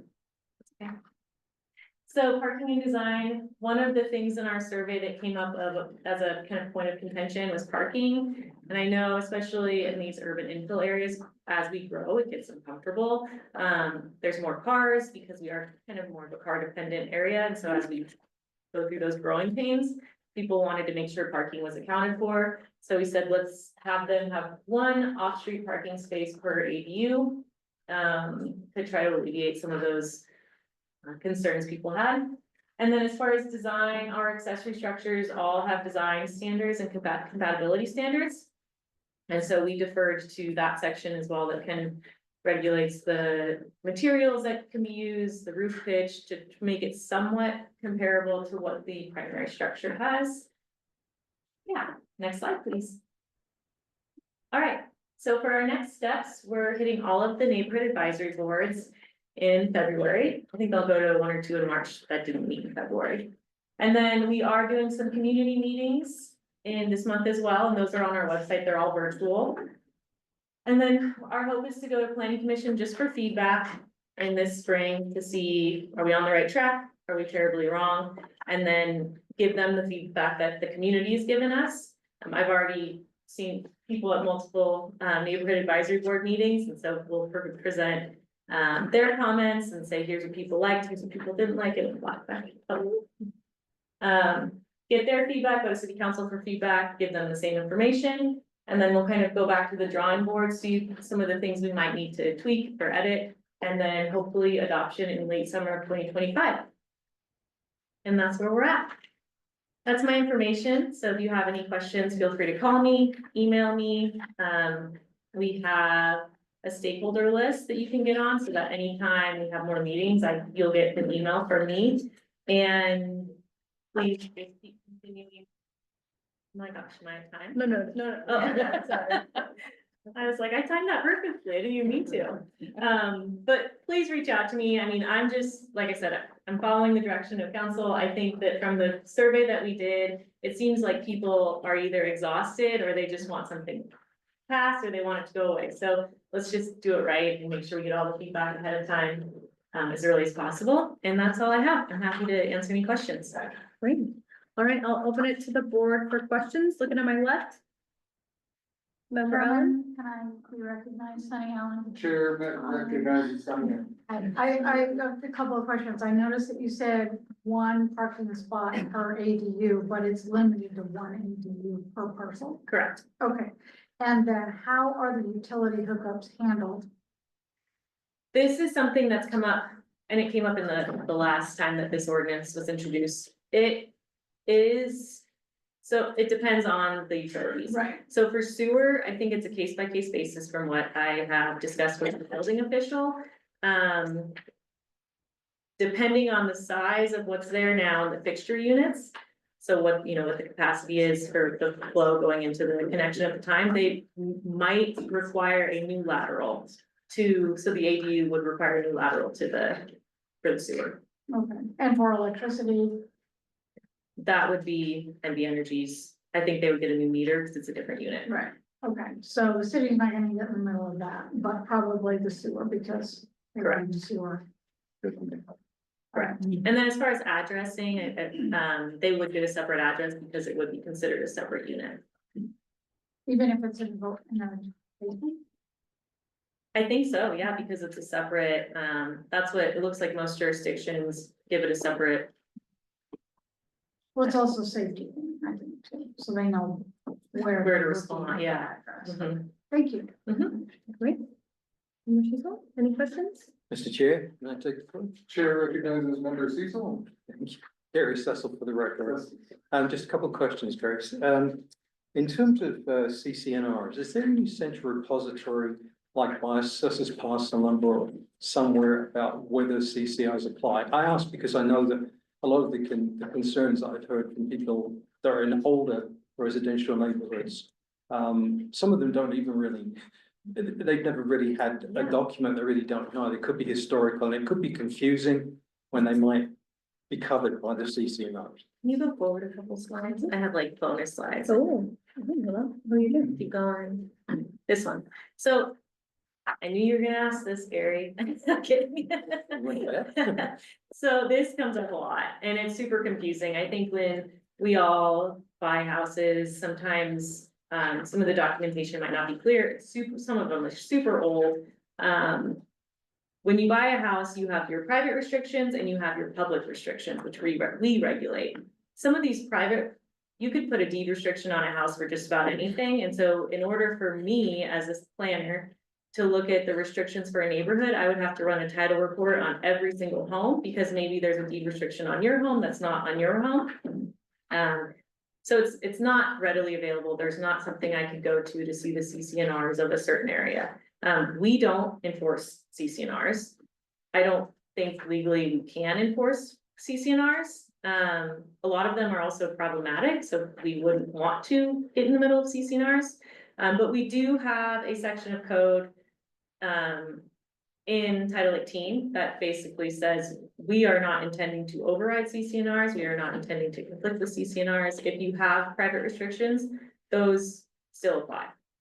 So it is the homeowner's responsibility to kind of see those restrictions. And I'm trying to do a little bit of education and on this roadshow and also, make sure that you do know what your private restrictions are, because it's hard for us to see that, so. So basically the answer is no, there is no central repository. No. Okay. I mean, you could call a title company and get a title report. The second thing is a comment. I remember vividly at one of the Ward 5 NABs last year. We had some folks up in the university area, I think you may have been there, that were complaining about Airbnb related to that. And I know that might be unfair to always tag these short-term rentals with ADUs that can overlap, but they are a factor in people sometimes wanting to build. And if you remember, there was a lot of problems, not just parking, but also disturbances and different peoples every weekend like that. And at that point, somebody at the city said that they were looking into changing the code or having a code for short-term rentals. Has that gone any further? Sure, so currently you're correct, we do not regulate short-term rentals. At the time we brought this forward to council last year, there was discussion about having two separate ordinances, so the ADU ordinance and then a short-term rental ordinance. And the thought there was short-term rentals aren't only a problem for ADUs, so we should address them separately.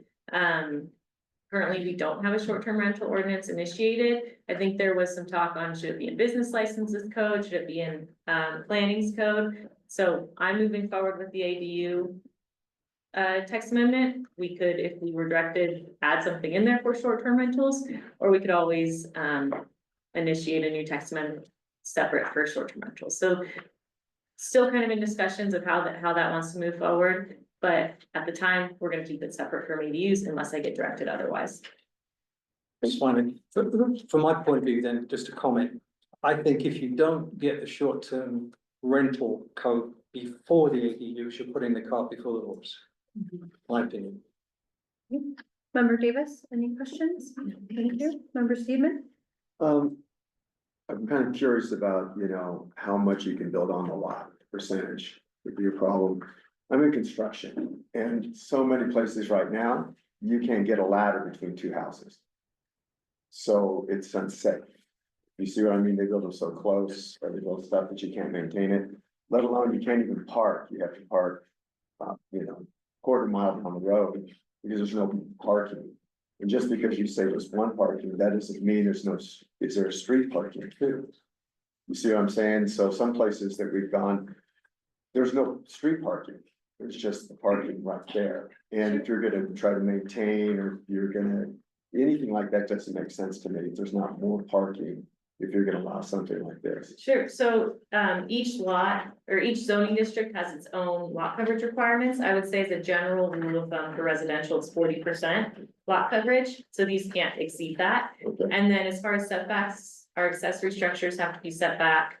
I think it's 10 feet from the principal structure, so that allows for that maintenance, safety, things that you've mentioned. And then the parking, it doesn't say that you have to have a street parking space available, but the primary structure has to also meet its parking needs. So you have to account for the ADU as well as the primary structure, so. And probably building department would take care of a lot of that also. The building department, so those are in the development code, which planning regulates, but the building department will regulate things like safety, fire, things like that. Okay. Mhm. And then trees, shrubs, bushes, you know, just not cement. Yes. Is there some requirement that? So our residential, we do have some requirements for landscaping already built in to code, and so those would also apply. And I did hear some concerns. Some people say you can build whatever you want, but it would be nice in certain areas that you do have something look somewhat similar to the house. Yes, and so that was the we have some design standards in there, so that make sure it's using similar materials as the primary structure, maybe the roof pitch is similar as the primary structure, so that it gives us, I know sometimes people are like, we've met with the architects and they said, take away all design requirements because we want our freedom to design these cool houses. Yeah, well, you'll get the good people that want to design something really cool, but then you'll get people that just want to put the cheapest thing up. So we're trying to find that middle ground. Thank you. Member Goldman, any questions? I wanted to make a comment, kind of piggybacking on what member Cecil said. I do think you need to have the Airbnb issue kind of put in place first. Okay. Cause as a homeowner, I know that if my neighbors had, you know, this, ADU on their property, I would not want to have new people every week. That wouldn't make me feel safe. Okay. But for me, it's gonna come down to like a safety issue, like who are these strangers coming in all the time? Okay. Thank you. Yeah. Chair Kason? No, Questions? that's fine. Great. Anyone else? All right, thank you. Great feedback, everyone. Thank you. Thank you. That's huge.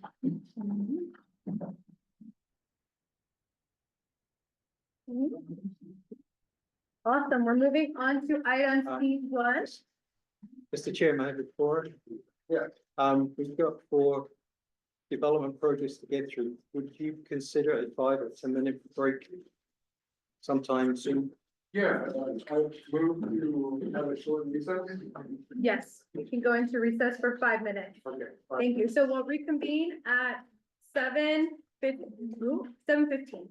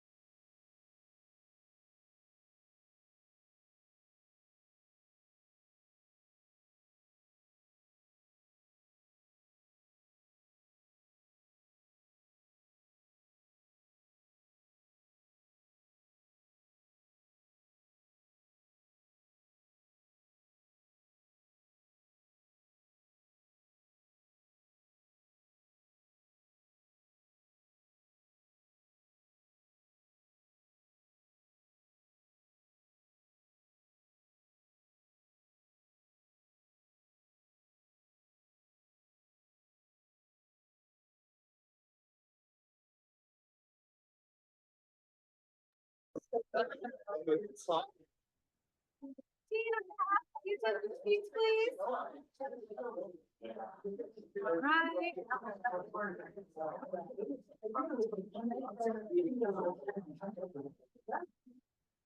Okay.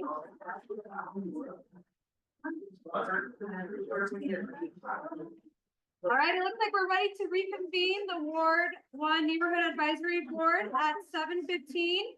I will do a roll call to make sure we have quorum. Member Allen, present. Member Cecil. Present. Member Davis. Present. Member Steedman. Present. Member Golden. Present. And then Chair Kaysen. All right, we got a quorum, so we can get started. So up next, we have item C1, Record Street partial abandonment. We have the applicant. Rick, let me pull up your presentation.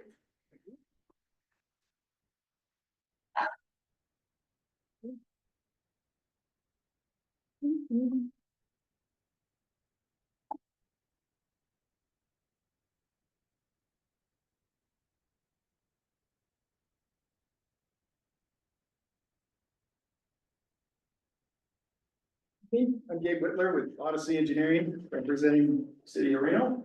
This is a partial abandonment of Record Street downtown. Go ahead, next slide.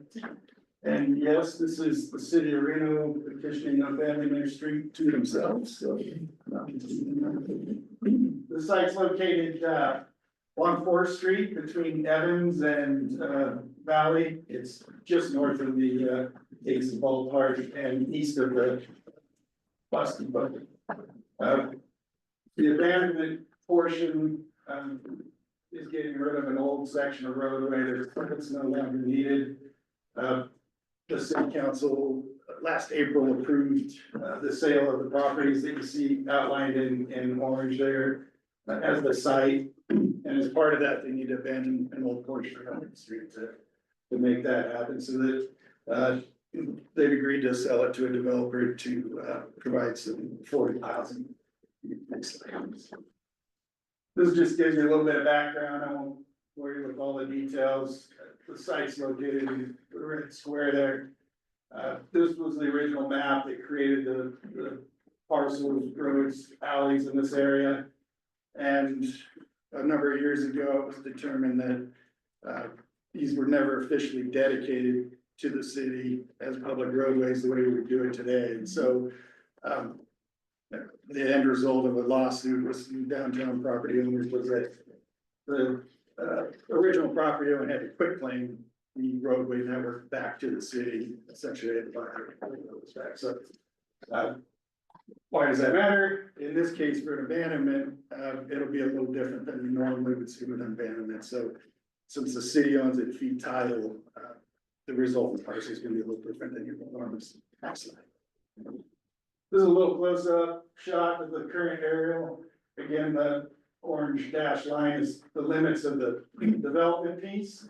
The red cross hatching there is the portion of Record Street that will be vacant. Thank you. I noticed that, with this old, property that the city still owns, they still own the surrounding parcels within that highlighted boundary. These two buildings have been abandoned for quite some time. And so the intent is to have those demolished and turned over to developer for some affordable housing. The area had already been, the roadway portion had already been converted to a parking lot with the existing buildings.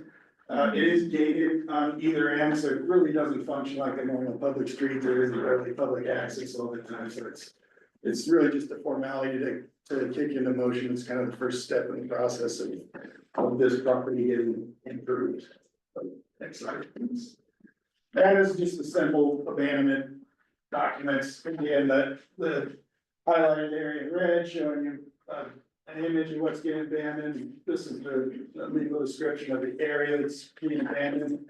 I mentioned it's a little different than you normally would see an abandonment. If this was a formally dedicated roadway, what you would see is the abandonment would go from center line, and each property on either side would get a portion of that back. So because the city owns this more like a parcel than they do a roadway, typically what you're gonna get is a resultant parcel where it's being combined with an existing parcel that's already been abandoned previously. This is a conceptual plan right now, it's just in the early stages, but this gives you an idea of what's gonna eventually occur here. Again, it'll be affordable housing. This is the area of Record Street that is currently the roadway that will be abandoned to accommodate development. And then once the abandonment is officially recorded, the city will then own that as a normal parcel.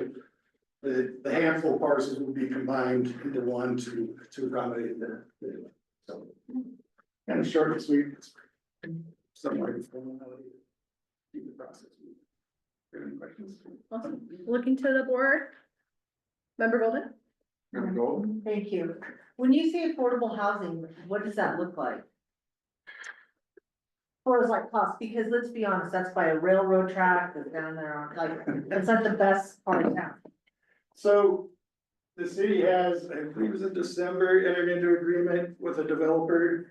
I do not know all the ins and outs of exactly what they're targeting for their affordable housing target. So that's something I'd have to look into a little more.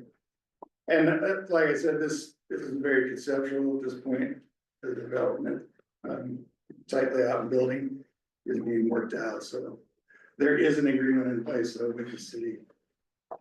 They have to meet certain criteria. To be able to purchase and rent. Thank you. Member Steven? How does it affect the other businesses around there, or will it? Yeah. I mean, it's been already abandoned. Exactly. Basically, it's parking lot, but I know that, the brewery uses it for parking right now. And other than that, the brewery doesn't have much parking. Right. Yeah, so the parking that will be provided on site will be specifically for Just- site. It'll become just like any other private apartment. Right, yeah.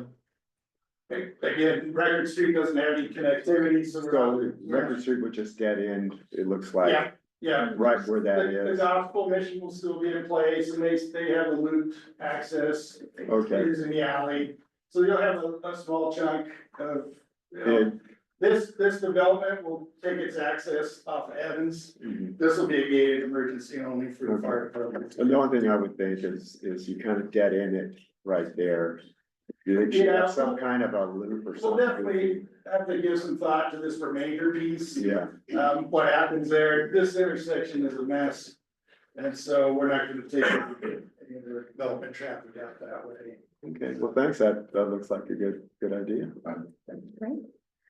Anyone over here? Member Davis, member Cecil? Member Davis, none? Member Cecil? Is there, I gather there won't be any easement problems for Union Pacific with the railroad track or anything like that? No, we are working with ND Energio. So there's some public storm drain, there's some Truckee Meadows Water Authority has a water main here, so. As part of the demolition for the site, we're gonna be cleaning up some utility issues. Typically, when an abandonment takes place, any utilities that are there, you have to re-grant, the easements have to stay in place to accommodate those. And so we're working with NV Energy, because right now this is the very large transmission line, comes out of a substation and goes north to another substation, and this big overhead line goes underground here and runs through there, so we have to re-grant them specific needs, that's it. What about Union Pacific, anything to do with them? No, they actually are there by lease, so the only Oh. parcel they actually own is a funky little strip parcel there that was a kind of a no man's land when this property was given to the city by the railroad, and then when this property was combined, the deeds left out a little strip piece, which the railroad ended up with.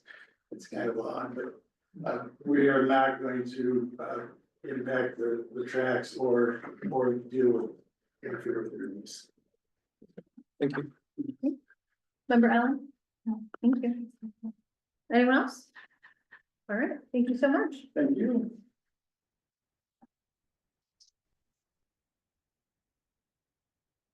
Okay, up next, we have item C2, J Resort Festival Grounds.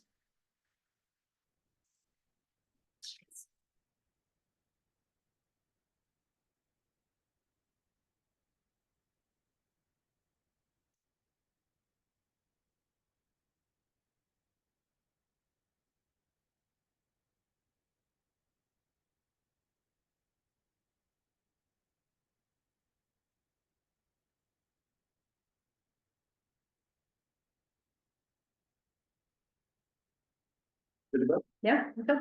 Good evening, for the record, Garrett Gordon, on behalf of J Resort and Jacobs Entertainment. I have some representatives from Jacobs Entertainment here tonight, along with Chris Sewell, who is our promoter and booker for this location. So any specific operations questions, I might turn to Chris answering any questions. Tonight is a request or a presentation on a conditional use permit for the new and exciting J Resort Festival grounds. Next slide. So location, you can see here, it's about 2/3 of the block between Ralston and Arlington. You have the tracks to the north. So you have the J Resort to the north, then you have the tracks, and then you have this block, which, as all of you have probably seen, the new apartments have gone up, look beautiful, and should be rented here in the next few months. So it's important to give some context of this request. This is an entertainment district. You can see here in orange, we're zoned mixed use, we're zoned downtown, we're zoned downtown entertainment district. Noise standards do not apply. There are no noise restrictions. There's no residential adjacency restrictions because this is all mixed use. But you'll see throughout our site design, we have been sensitive to some noise concerns from the folks in the core. As well as our hours of operation and other elements, we've been sensitive, but just on the legal side, there are no limitations for noise in the mixed use entertainment core. Next slide. You can see the mixed use downtown entertainment district. Again, this is right from Reno code, functions as a 24-hour gaming area. I'm not asking for 24 hours tonight. Will be limited, but again, it captures the 24-hour gaming area and includes major hotels, casinos, and this is right from code, cultural, entertainment, and recreational facilities, exactly what we're proposing. Currently, we have the Globe Plaza, which has been very successful the last few seasons. Now we're trying to expand and bring more people to downtown, activate downtown hotel rooms, not just in the J Resort, but in the surrounding areas, and really have a top-notch festival ground venue in downtown Reno. Next slide. And again, that was Reno's code, Reno zoning code. Let's look at the master plan. What does the master plan say about this area? We want tourism-related uses, arts and entertainment. This should be the main venue for street festivals, parades, and other community events. And infill and redevelopment is encouraged on vacant, underutilized sites to promote ongoing revitalization. This checks every single box. We're taking an infill project, redevelopment project of an underutilized site, bringing in festivals, bringing in arts, bringing in entertainment that we think is really exciting for downtown Reno. Next slide. And don't just look at code, and don't just look at the master plan, but let's look at the Reno Downtown Action Plan, which was put together not just by city council, but a group of residents got together on the Project Management Advisory Committee to come up with a downtown action plan. And on that committee includes downtown businesses, includes the Reno Aces president, also includes residents, there's folks from the Montage on this downtown action plan committee, on the Palladio, UNR. It was a very diverse group of downtown folks who have an interest to say, what should we do with this area? And you can see, this is a map that was approved by this body that's in the plan. This is the entertainment district. Next slide, please. And again, this advisory committee made up of residents of downtown and businesses said, well, let's look at some parcels. Which parcels have potential for development? And pink, it shows not only some other parcels that my client owns, but this parcel right here is in fact the parcel we're talking about. So the downtown action plan with this committee of folks of a diverse group of residents and businesses downtown said, we want to see development on this. And what do we want to see on this site? You can see downtown action plan 3.1C says, encourage reinvestment in established casinos. As we all know, this, it used to be the location of the Sands, has been dramatically changed and upgraded into the J Resort. I hope all of you have been there. If not, you should go and see the transformation. So we checked that box, established casinos, and introduction of new uses and activities that strengthen downtown's appeal as a tourism and entertainment destination. A new festival grounds that complements our Globe Plaza on a site that the Downtown Action Plan Advisory Committee identified on an entertainment zone is exactly what downtown is looking for and needs. Next slide, please. So here's kind of a rendering. You can see the new beautiful J Resort. You have the railroad tracks, and to the south is our location.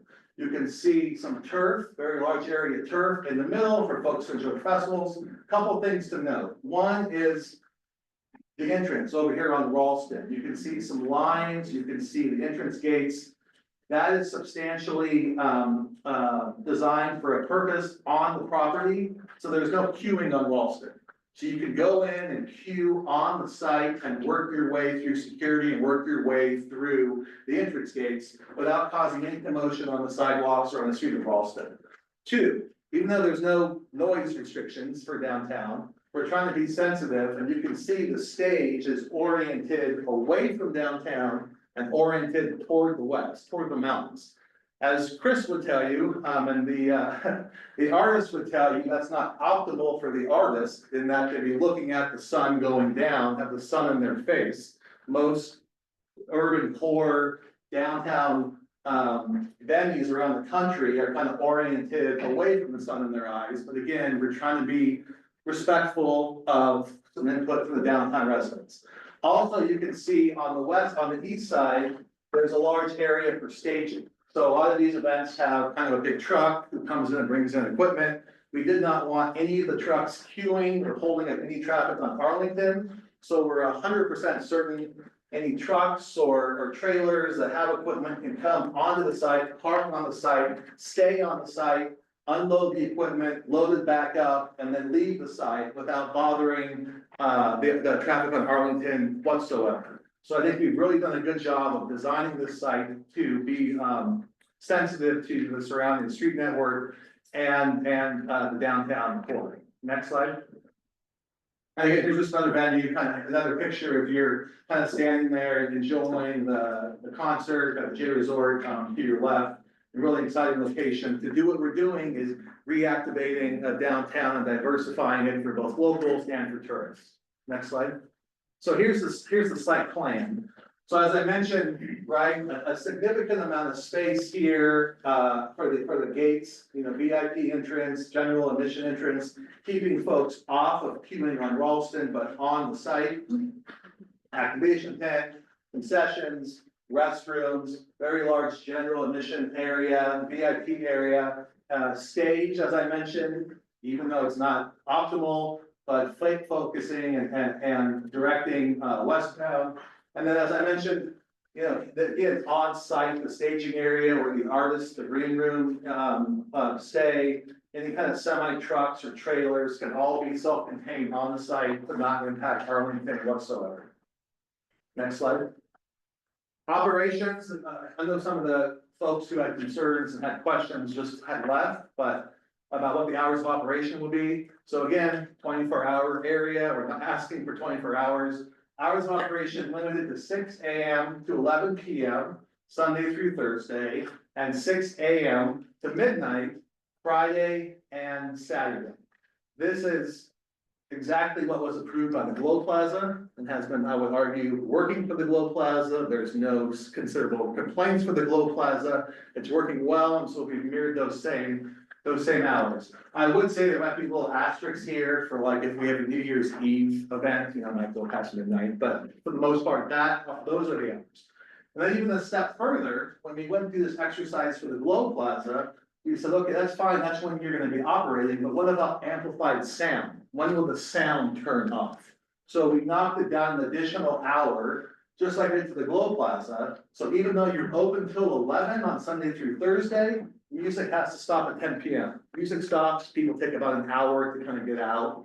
And then same thing on Friday and Saturdays.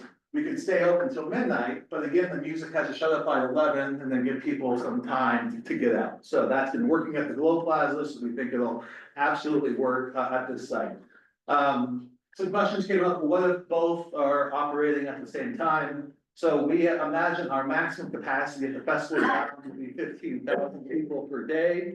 But the question was, well, how does your parking and traffic work if you also have the Glow Plaza venue operating? We don't anticipate that will happen, but just in case, we have kind of a maximum capacity for both venues if operating at the same time. And then finally, a security and management plan. We have a great template that's been working at the Globe Plaza. Knock on wood, we've had no concerns or big incidents there. And we have been already and continue, have a great working group with the zoning administrators, code enforcement, public works, Reno Fire, Reno Police.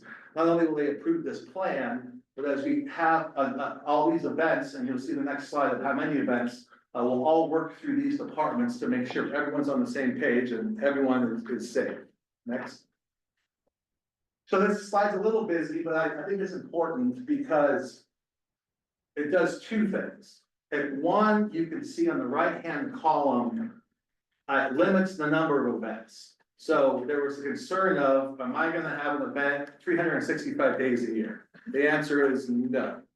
How many events will there be? Well, you can see we've broken it up in tiers, which is what we did, if you recall, for the Globe Plaza, right? Smaller events are unlimited, larger events require some effort and some time to set up traffic control. So from 0 to 5,000 tickets sold, that would be unlimited number of events. And those in our minds are community events, right? That could be a farmer's market, that could be a wedding, that could be a corporate event, that could be a number of things, even an art town event, you know, under 5,000. No traffic control needed, we have Uber and Lyft and bicycle spaces, great. For the larger events, we want to give some certainty to downtown of how many there would be. And you can see a total of 30. No more than 30 event days per year, we thought was very reasonable and works for our business plan. So the second tier of kind of a mid-level event between 5,000 and 12,000 tickets were allowed up to 20. And you can see here in black, it just it lists what was required for the prior tier, and then blue, what's new. So if we have a medium-sized event, we're gonna close Ralston between 3rd and 2nd. And this again is working in conjunction with, we've talked to RTC, we've talked to Public Works, we've talked to planning to come up with, and our traffic engineer to come up with these items. And let me just say another thing, it's not as if this is the first festival that downtown's ever had, right? We had a little Italian festival, the last thing I read has between 40 and 70,000 people like throughout the weekend. And I think that's probably low. I think I read that 40,000, 70,000 number about 8 years ago. It might be over 100. We have the Chicken Wing Festival downtown. We have August Nights. You know, we're a festival kind of downtown. So Public Works, Reno Fire, Reno Police know what they're doing with these conditions. So we're gonna close Ralston in 2nd. We're gonna have flaggers and then wayfinding signs, so people aren't stumbling around of where to go. They're efficiently taken from one place to another. And then there's some requirements for egress. When the event ends, what happens? Because typically for a festival, think Italian festival a little bit, 12,000 people don't show up at 7 o'clock, right? Some come earlier at noon and meander, and some leave and some stay, and then at 3 o'clock, more people come, so it's kind of a tiered or a phased approach as you get there. And then everyone will leave at the same time, so we have some specific requirements of what happens when we leave. And then finally, and hopefully, we can hit all 10 of these, because with 15,000 people, that's not only locals, but folks from out of town who are spending money for gaming and staying in hotel rooms and going to our restaurants and supporting all of downtown. These are the additional requirements in blue here. So additional flaggers, really looking at the crosswalks, having flaggers there. Shuttle service, maybe having shuttles bringing folks in to kind of limit the congestion. And then having signs to say which lots are closed and which lots, are open. So we thought we did a really good job with this slide, getting a little busy, but how many events can we have? What's the number of tickets sold for each of those, and what's the traffic management for each of those tiers? Next, please. So I'll just do this briefly. Here's tier 1. You can see just ride share, bicycles. Next one. Again, a little busy, sorry, but I just want to let you know how much time and effort was put into this. You can see where we have to have flaggers, where the roads have to be closed if we have a tier 2 event. Next one, please. And then again, a little additional enhancement for a tier 3, not just flagging after the event, but also before to get people there in a timely fashion. So I think comprehensively, we've done a really good job of coming up with a traffic management plan that works for everyone. Next slide. Parking, so you can answer your question, how much parking will there be? You can certainly see there in blue, hundreds and hundreds of spaces available for the events. Smaller events, all those locations will be used, but in the event of those 10 large ones, we have considerable parking spaces to get vehicles in and out. But hopefully a lot of people are taking ride share or walking from the row or walking from the new apartments that are coming in downtown. A lot of excitement to bring an entertainment venue to downtown. Next. Acoustical study. So again, on the legal side, this is irrelevant because there's no noise restriction. But as a conditional use permit, it's a requirement to do a study. However, we also wanted to do one to show, is this as scary as maybe some folks are saying? The answer is absolutely not. So our acoustical study, the acoustical consultant, it was his discretion of where he studied and monitored these locations. Here's our site. He studied north, he studied south, he studied west, and he studied east. And as we've heard some concerns from some folks a couple blocks away from here, let's kind of focus on this Wyndham Hotel site, right? What does that look like? So here's all those locations that was studied daytime and nighttime. So there's the average, there's the minimum, the max, and the average. So I highlighted the maximum because I think it wouldn't be fair to say this is a quiet downtown neighborhood currently, right? We have currently by Wyndham, we're almost at 80 decibels, just ambient noise, just like nothing new happening. Why? We have railroad, a railroad going right through downtown. We have a train. We have emergency vehicles. We have people talking. I mean, it's loud downtown because why? It's the entertainment zone. But I think it's important to show it's already loud, close to 80 decibels on the east border of the property. And you look at the other locations, it ranges from over 80 to the 70s of how loud it actually gets. So next slide. So again, busy slide, but it's important because the question is, okay, well, that's how loud it gets. How much noise are you guys going to project? So you can see here, here's again what's currently happening, and here's what's going to happen with our project. And it says projected noise levels, right?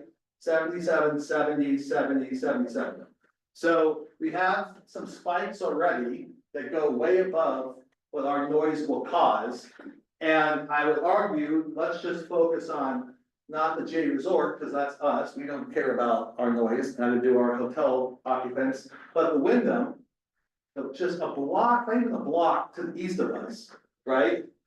And with the average ambient noise in the 60s, again, it spikes almost to the 80s, but the average of the 60s, plus our noise level is a modest 6 to 7 decibels higher. That's at the Wyndham. Now, if you're gonna go over that building and go to the Montage or go to another location, which is another block and a half away, it's insignificant. It's not causing any noise concerns for anyone. The properties to the south and to the east, already monitored, are louder, but we own those properties. We're fine with that. So that's why I offered to you, just focus on the east. It's a modest increase for the average, not but lower than how loud it already is when it spikes. And again, that's right there at the front of the Wyndham. You'd have to go 2 blocks more and significantly high, tall and wide buildings when you start getting to some of the neighbors you heard speak tonight. So there won't be any significant impact whatsoever. Next slide. So that's my presentation. Happy to answer any questions and thank you for your time. And my team will do our best to answer the questions. Thanks. Opening questions to the board. Start with member Golden. Thank you. Thank you for your presentation. This might be for Chris Sewell. So it looks like this is way bigger, right, than the Globe Plaza, the festival ground. Can we go back up? That would be, oh, let's go, yeah, that's actually just pretty, That's it right there, yeah. So I've been to shows at the Globe. My husband's performed at the Globe. Love the Globe Plaza. Just for the record, one of my good friends works for you. So I'm familiar with what the J is doing and I love the J Resort. I'm all in. The festival grounds, what kind of shows are you guys gonna book there? Because you guys had really good shows this summer. You had like En Vogue. Didn't you have, who does Funkadella? I can't think of his name. Yeah, you had Parliament Funkadella, like you have really good shows there. So those are like, not baby bands, but they're middle tier bands. Now that you've got this huge festival ground that looks like it's all GA, right? There's no seats, nothing. correct. Who are you guys putting in there? I'll give it, I would give it a stab, but I'll let Chris answer your I question. mean, he's gonna be fairly diversified from country to rock to reggae, bluegrass, pop music. We're trying to do a very diversified, kind of presentation for the broader community and nothing that's really kind of dedicated to one genre or one demographic. So we'll be programming pretty diverse. So like a aftershock light? Smaller, and that Aftershocks more of a metal festival, we will have. No, but that's what I mean, like a festival like Yeah, it's that. very much like that, Discovery Park in Sacramento, has a very Okay, similar cool. feel to this with the grass. Mhm. Natural grass, kind of an outdoor thing, and everything's being programmed, it's all ages as well. We're trying to be very family friendly, community oriented programming in there, so all the concerts and festivals there and at Globe Plaza are all ages. And if I can, Chris, can you just talk about the festival concept, right? Because you go to the Globe Plaza, you buy your tickets for En Vogue, you're done. A festival is a number of bands, a number of things going on, all afternoon, people come and go kind of thing, Yeah, right? food and craft vendors, it's more of an experience, kind of like an Aftershock, but maybe not quite so loud. So how are you gonna do with the sun in the eyes? It's challenging, it's the least compelling thing about the venue, but, you know, to be good citizens and good neighbors, I think it's necessary. Okay. Thank you. Thank you. Chair Kason, any questions? No. None, all right. Member Steedman? Any No, I think questions? it's great, thanks. Okay. Thank you. I'll thought Member out. Davis? Yes, I had a couple. Of course. You're already trenching and laying pipe. I'm already welcome. You're already trenching and laying pipe at the venue. Just because you feel it'll be approved? I don't know if it will get approved or not, Mhm. but we made the decision that if we were gonna hit this season, we had to start the work. So we started the work Mhm. and have a building permit, but are not allowed to pull a certificate of occupancy without this conditional use permit. So it's our risk, but it was worth the risk to the owner to have a very successful, exciting season and not miss it. Okay. Had a question on the acoustical study. You say you're just adding on this, I don't know, it's not numbered, but where you give the projected noise level. You say you're simply adding to the ambient noise, but aren't you putting on top of the ambient noise those projected noise levels? Because the ambient noise stays. So at the top, you've got a 60.6 ambient noise. You're suggesting that 77.8, that you're only adding 17 over, but you're really, don't those numbers need to be combined? Because you're adding 77 on top of 60.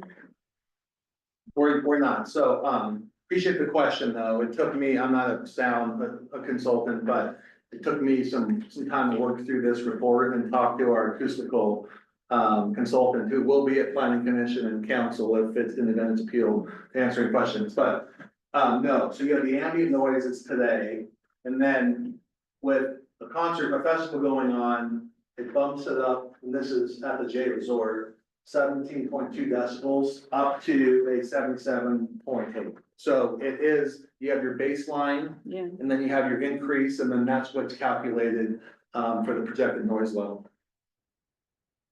Guess I'd see a different, okay. I am concerned there's no shade anywhere on the property for people. They're gonna be in the sun. You're gonna have first aid for heat stroke and sunstroke, I hope. I can say, I don't know if Chris has any comments, but we started at the Glow Plaza without any Yeah. shade and then put some shade structures in after we kind of understood where people sat and oriented and where the vendors were. So, yeah, I mean, obviously, if we have a venue where no one wants to buy tickets because it's too hot, that's a problem. So I think we will adjust as we move forward. I don't know, Chris, you have any other comments on that? Yeah, a couple things. First of all, it's not a concrete or an asphalt venue, it's No. natural grass, which is much cooler, in the summertime. There are temporary shade structures. There's the tent, there are vendor canopies. We do have cooling systems, namely power breezers. They're kind of audience cooling kind of mechanisms for the really hot weather. And there will be temporary shade structures depending on the venue brought in as well. And they're all engineered and ready for the door. Thanks, Chris. My last question is, what is the activation tent? What's that do? Yeah, the big tent. That's that a you- big tent. It's depends on the event. It could be hospitality, it could be with the. Yeah, that thing. Food and bars might be located, it could be a clean tent. It really just depends on the festival and what's being programmed there. And what we're finding that, the biggest need is for it. And that can be, climate control as well. Okay, thank you. Yeah, thank you so much. I have another question. Let me go first round, finish up with the rest and then I'll come back. Okay. Member Cecil? Before, so could I just ask, how are you timing this? Because it's 3 minutes. been on for a long time. Yes, so then we restarted her time again. For her second round. Oh, so she doesn't have any more time left then? Yeah, no, she does, she had 2:20.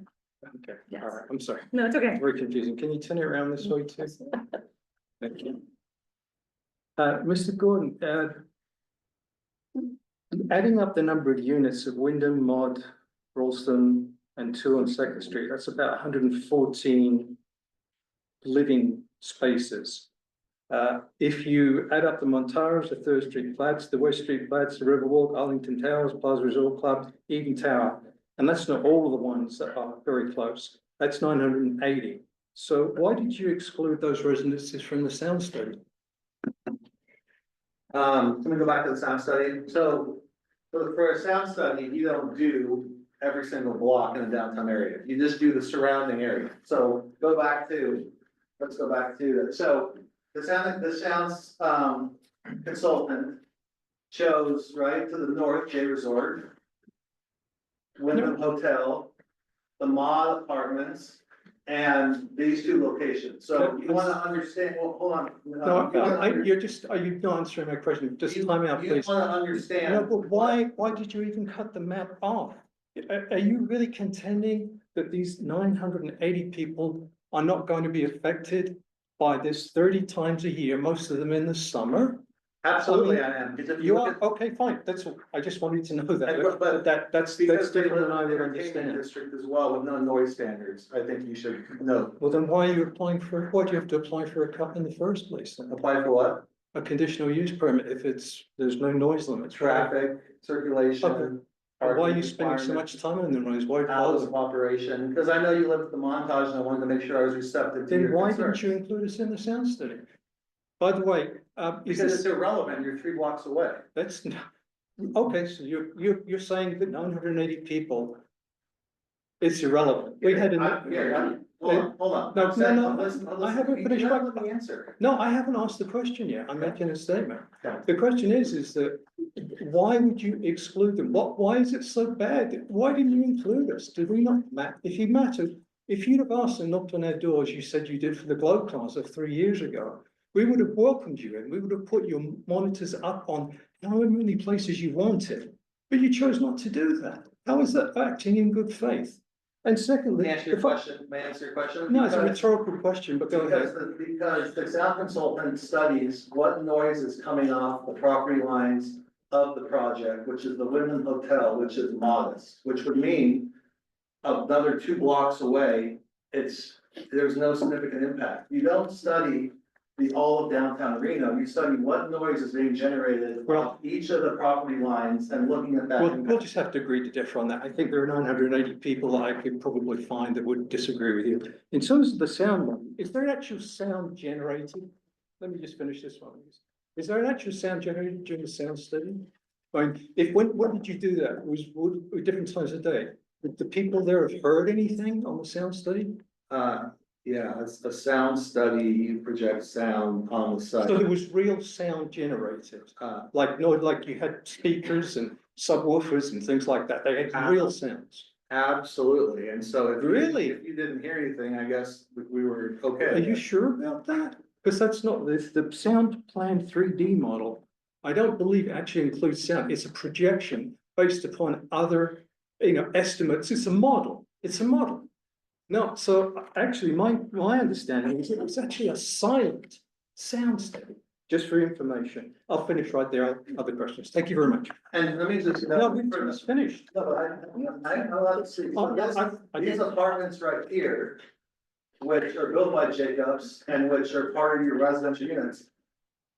The most occupied units already are the ones on the inside, looking at the venue, because the tenants are so excited to be able to participate and watch, for the most part, a pre-show from their balconies. And that's the same in Sparks, with the apartments in Sparks, with that beautiful venue they have downtown in Sparks, which is right next to these huge apartment buildings.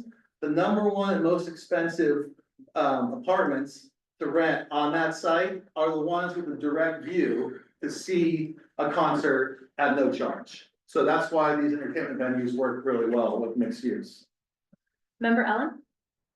The other question I have, and I'm not sure if it was answered earlier, is what are the arrangements with the Reno PD to help with crowd control, et cetera, et cetera? Is that something that's already built in and considered? That's a really great question. Thank you. So, Reno PD has reviewed that parking plan, has reviewed the traffic management plan, will review and approve our security plan, but staff has even gone above and beyond that, and for each of our events, specifically in tier 2 and 3 for the 30, they'll have to sign off on the event even before we have it. So there's a bunch of layers of review to make sure they're comfortable. So you have extra security staff that you'll be bringing in for these events, obviously. If necessary, which will be necessary, absolutely, yes. And that'll be built into the security plan that we have for the Glow Plaza that really we're replicating for the festival ground, which will be public, and I'm sure we're happy to provide a copy to you when it's prepared. Thank you so much. Back to my right, member Kaysen, Chair Kaysen. I'll just make a comment. I think it's important to have events in large venues like this in a downtown area. I understand the concerns of residents who live in the area, but it's something that I think kind of just comes with the area. You did your due diligence, you did the sound test when you didn't have to, as you said. And if this can bring more liveliness to downtown, to our restaurants, everything else, then I think it's a benefit to the community. Thank you. Member Golden, round 2. Thank you. Who's running sound for you guys? Who's running the sound? It'll be. Are you running it, or do you have Star Sound running It'll it? be JMF Entertainment. Are they here local? JMF? JMF Entertainment. They do, sound for after show. Both pieces of this. Well, that's good to know. And I believe you do Sparks as well, right? And we have, JMF Entertainment as well has a contract for the Sparks. So, which has worked well over there, understanding the residential adjacency and making sure it works. Thank you, member Stevens. Comments, I'd say, I've been to a few events over there. Brouhaha stuff, and a lot of security. People are always telling you where to go and how to do it, and I've noticed that they're really good. Also, when it was supposed to close, it closed. The sound was just, it was never a problem that I saw. And to me, it wasn't really, driving by, it really wasn't extremely loud or anything else. So I think you guys have a good, handle a good show. Thank you. And I might add, because we're involved in the event center as well, it's much louder on the perimeters of that venue, given how small the venue is, and then how the buildings are all just completely over fence, and the venue is very, very loud. And then even then, it's not a huge issue. Thank you. Member Davis? No, nothing. Thank you. Member Cecil, round two. Thank you. Just some questions on this, the traffic study. I noted that there were several intersections that operated between, this was new to me, I had to go to NDOT about it. The level of service, LOSD through LOSF, and that's the level of service being a failure of the system, which sounds to me pretty serious. So how long would it take for this kind of system that or the traffic guidance to recover from failing intersections or your traffic study? I think no different than the Italian festival, which has tens and tens of thousands of people come over the weekend. Did they have failing intersections though? We are not causing anything to fail, right? And the Italian, Member Cecil, please look. I gotta let me finish. Of course, if you have a significant number of people coming down to a couple block intersection, the intersection level of service will change. Just like the Italian festival, with having tens of thousands of people come down for a weekend, the level of service changes for that point in time. The response or the mitigations we're responsible for is when that happens, how are you mitigating it? And is Public Works happy, is RTC happy, and is city planning happy? With our traffic management plan, with flaggers, with signage, with closing some streets, everyone, and I say everyone, all agencies are comfortable that we have mitigated that impact of having those people come downtown. Just like the Reno Aces have 10,000 people come downtown for their ball for a game. They have flaggers, close Evans, figure out the system so it works at that point in time. Because of course, if you have 10,000 people showing up for the first pitch at 7:05 PM, Evans and Second Street probably technically fails, but if you've mitigated that impact, you can have a ballpark. Otherwise, we wouldn't have ballparks or Italian festivals or festival grounds or anything fun to do downtown. Did your traffic study include those weekends? It happened about 4 times last summer, where besides the Globe Plaza, there were at least 2 others, sometimes 3 quite large events, some of them city sponsored. Did you take into account the cumulative effect of traffic on downtown? We didn't for those particular events, but we want to be around when those events are happening, because the more people we can bring downtown, the more people who are going to more than one event, they're spending their money in more than one event, they're coming over the hill to go to El Dorado for dinner and someplace else for lunch and gaming. It works, it works, there's no It works concern. economically, but my question was, did you take the cumulative effect on traffic? Because that could be bad if there are failing intersections, if you're only taking into account the festival grounds. It's not a concern. It's not a concern. Oh, very interesting. So so if I had a medical emergency and a montage, can you absolutely confirm that there will be no slowness in responding to that emergency call?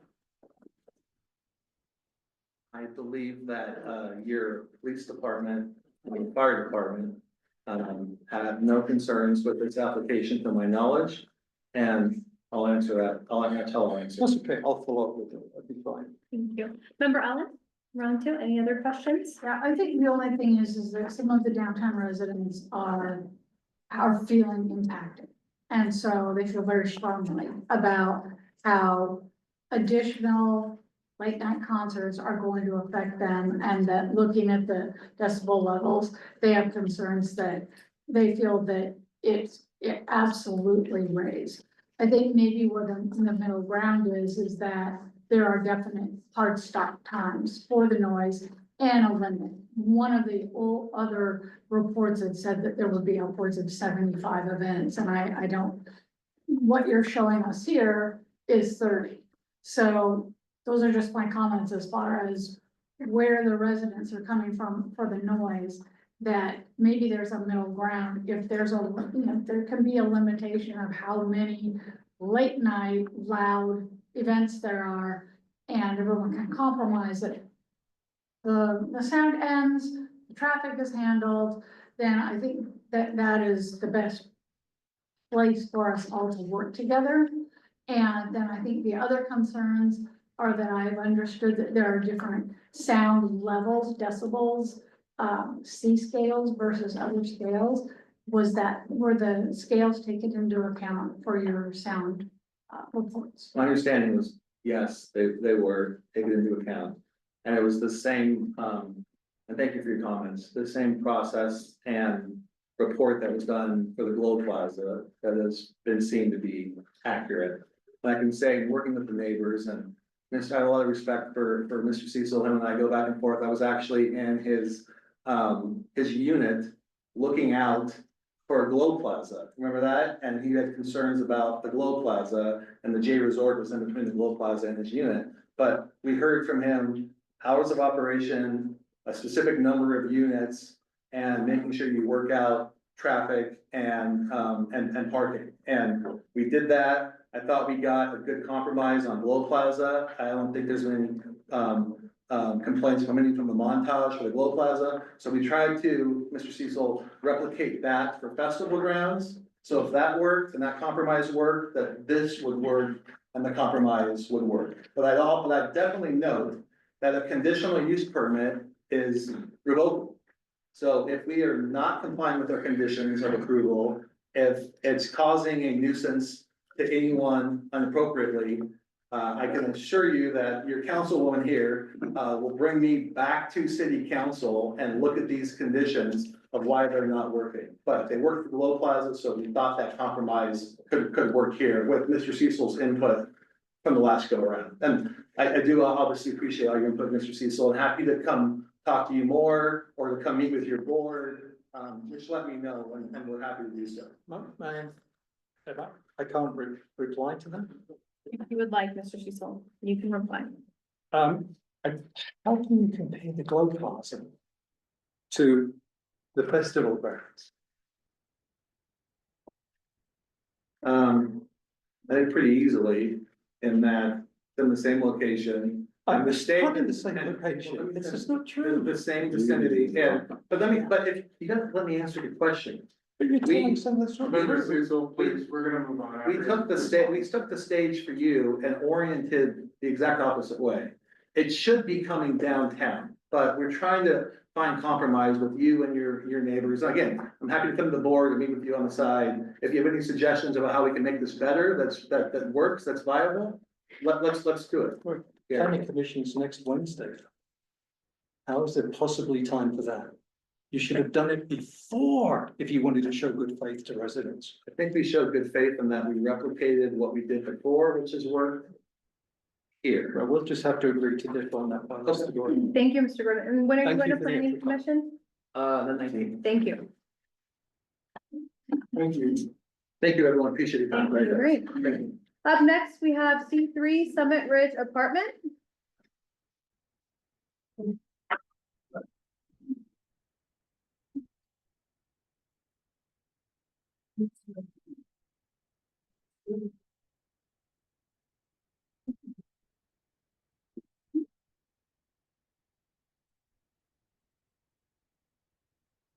Here, are you okay if I stand on this side? Yeah, you're totally fine. Thank you. I was trying to look through all of them, so.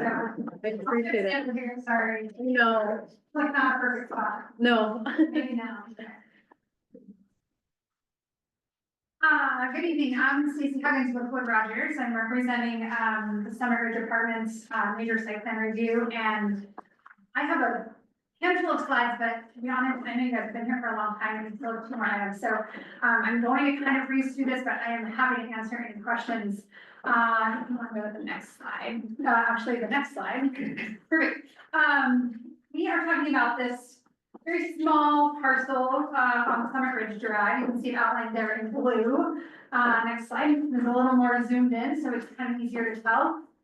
Just north of where Summit Ridge intersects with West 4th Street. If you're familiar with that area, this parcel I have been looking at for about 15 years for a development project on this piece of property. It's pretty tricky. It's a pretty small parcel. Like I said, it's less than 2 acres. It is surrounded by a mix of apartment buildings there to the direct west. To the south is a single-family residential, units, and then to the north there are some brand-new, townhome projects, and there's some apartment units inside of that as well. Next slide, please. For master plan and zoning, so this property is master plan suburban mixed use. In that, SMU master plan designation, they're targeting 30 units to the acre in terms of density. But that master plan designation also encourages, a mix of uses that are both residential and commercial. And so, the zoning, which is in conformance with that, mixed use suburban, looks at that property, and you can see all the properties around it that are in the hatch. They were considered for either residential or commercial uses, depending on what would work there. As I said, I've been looking at this particular piece of property for, residential, multifamily uses for well over 10 years, in my career. So, I'm excited to bring this project forward to you today. Next slide. These slides are a little bit out of order, so bear with me. But there's a couple things that are triggering why we're in this entitlement. So one of the things that is associated with this project is hillside development. So you can see all the red on this map. Because of all the red, we technically have to meet hillside development standards. And when you start impacting the areas in red, you have to start mitigating for them at a 2-to-1 ratio. So we are impacting the red just in this general area here. This is a parking lot for the apartment project. And so because of that impact to the reds, we had to mitigate or provide additional open space for the project. So there's a minimum open space requirement, and we had to increase that in order to meet for our impact in the red, which really starts to drive what you can build on this piece of property because of the topography and the hillside requirements. Next slide, please. So when you start looking at hillside development, and how do you make this site work for any sort of development? We were able to fit one building on the northern portion of the site. And then the rest of the site is utilized for parking and drive aisles. But because of that topography that you saw in that last image, we have some fairly deep fills on this site. So in order to make it work for the building, we have to fill. And the city of Reno has a trigger for major site plan review. If you are grading and you have fills over 20 feet, then you have to go through this major site plan review. And so that's really reason number one for the entitlement is fill slopes of over 20 feet. That area you see there that's circled in red has a maximum fill of 26 feet. That is the maximum fill on this site. There's also a wall along that edge that is also 26 feet. But again, because of the topography of the site, it kind of slopes down. So most of that work you will not see depending on where you are. If you're standing right on Summit Ridge and you're looking directly at the site from that corner, you will see the wall. If you're coming down Summit Ridge from the top, you will not see those grading impacts. Sorry. No, you're good. I just wanted to mention, we talk about retaining walls. There are 2 retaining walls.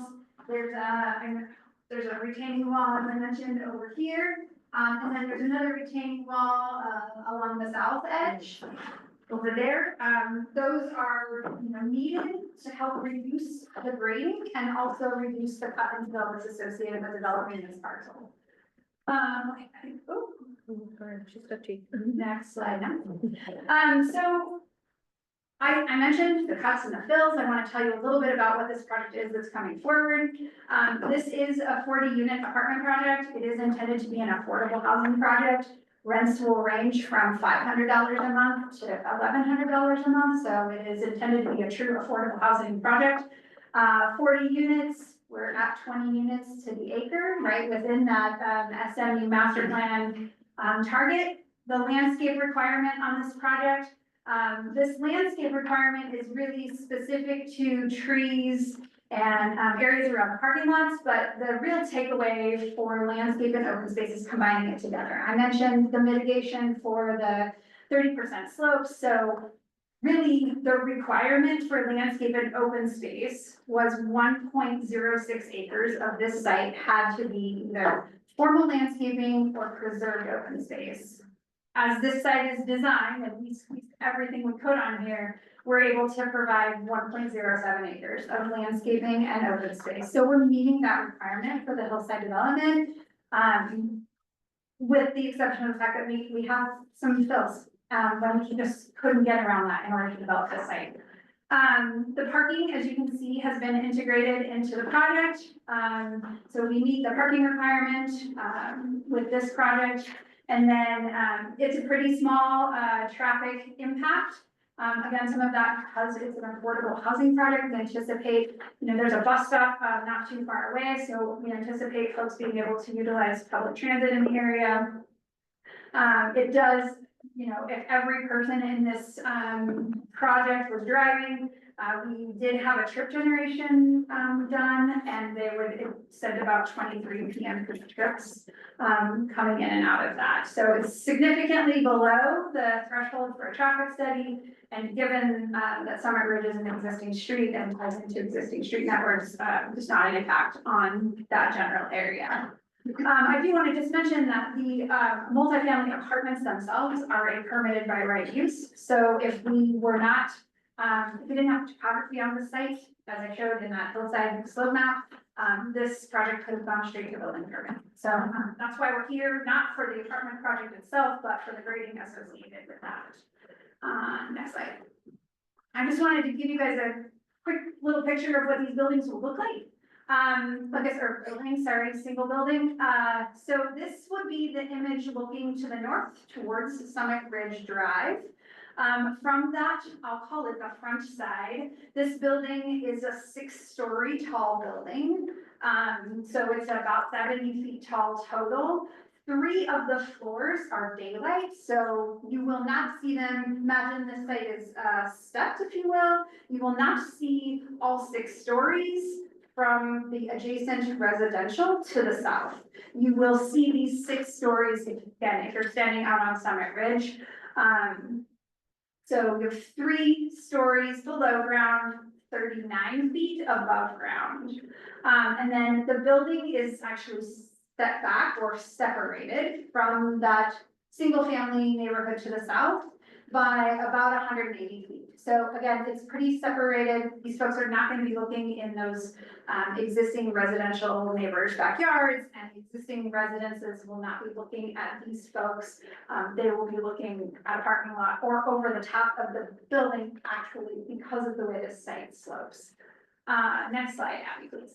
Just so you can see the south side, so you can see what I'm saying. Again, this is going to be the view that those existing single-family residences will be looking at. 3 stories, not 6, 39 feet, not 70 feet. Next slide. So, next steps is we're here tonight. We are currently planning to go to Planning Commission March 19th, so a month from now, but not this month. That is my information on the left, our City of Reno planner's information on the right. And a copy of our application is available at that link there. So I'm sorry, I kind of ran through everything fast, but I know you guys are trying to get through 2 more things. So, yeah, no problem. All right, open to questions, starting on my right, Chair Kaysen. Nothing further. No. Thank you. Member Golden? Thank you for your presentation. I do have a question in regards to, when you say affordability, 500 to 1100, does that mean you take in section 8? I cannot answer that question. I do not know. I got a list of what the rents were today, Right. and I didn't get that far into the conversation with the developer, but I can certainly ask him and get that information back to Abby, if you need to know that. Well, I'm just curious, like, who handles those rentals? Like, would that be through this apartment complex or? Because I don't know, it's not my business.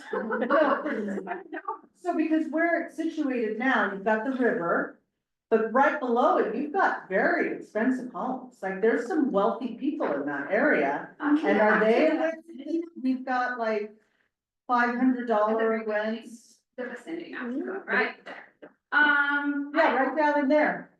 Isn't it down over in here? No, nope, the empty. Oh, these ones? Nope, down across the street. The bottom right corner. Yeah, Yeah.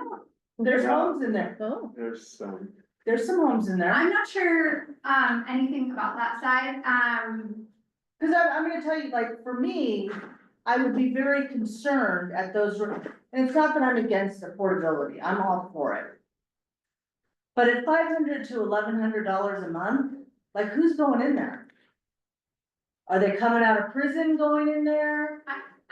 You know what I mean? Those are things, like, if I was, I don't know, but I don't think they can, Discriminate. they can't discriminate? against. Oh my goodness. But again, it's not my business, and I would be happy to, ask a little bit more questions and send it to Abby and see if I can get you an answer. I think those are very fair questions. Member Steedman? Good questions, thank you. Thank you. Member Davis, seeing none. Member Cecil? You're drinking from a fire hose, so I really, it's a lot to absorb at once. Is that the road that goes up? Oh, I think my veterinary hospital is there. It's a pretty steep road, Summit Ridge, isn't it? You kind of Yeah. go Yes, around. at the top. Yeah, in terms of the slope there, and I see like Tuscany Circle, is that Tuscany? I mean, again, forgive my ignorance, but is there any, what is there done to mitigate like water runoff and things like that?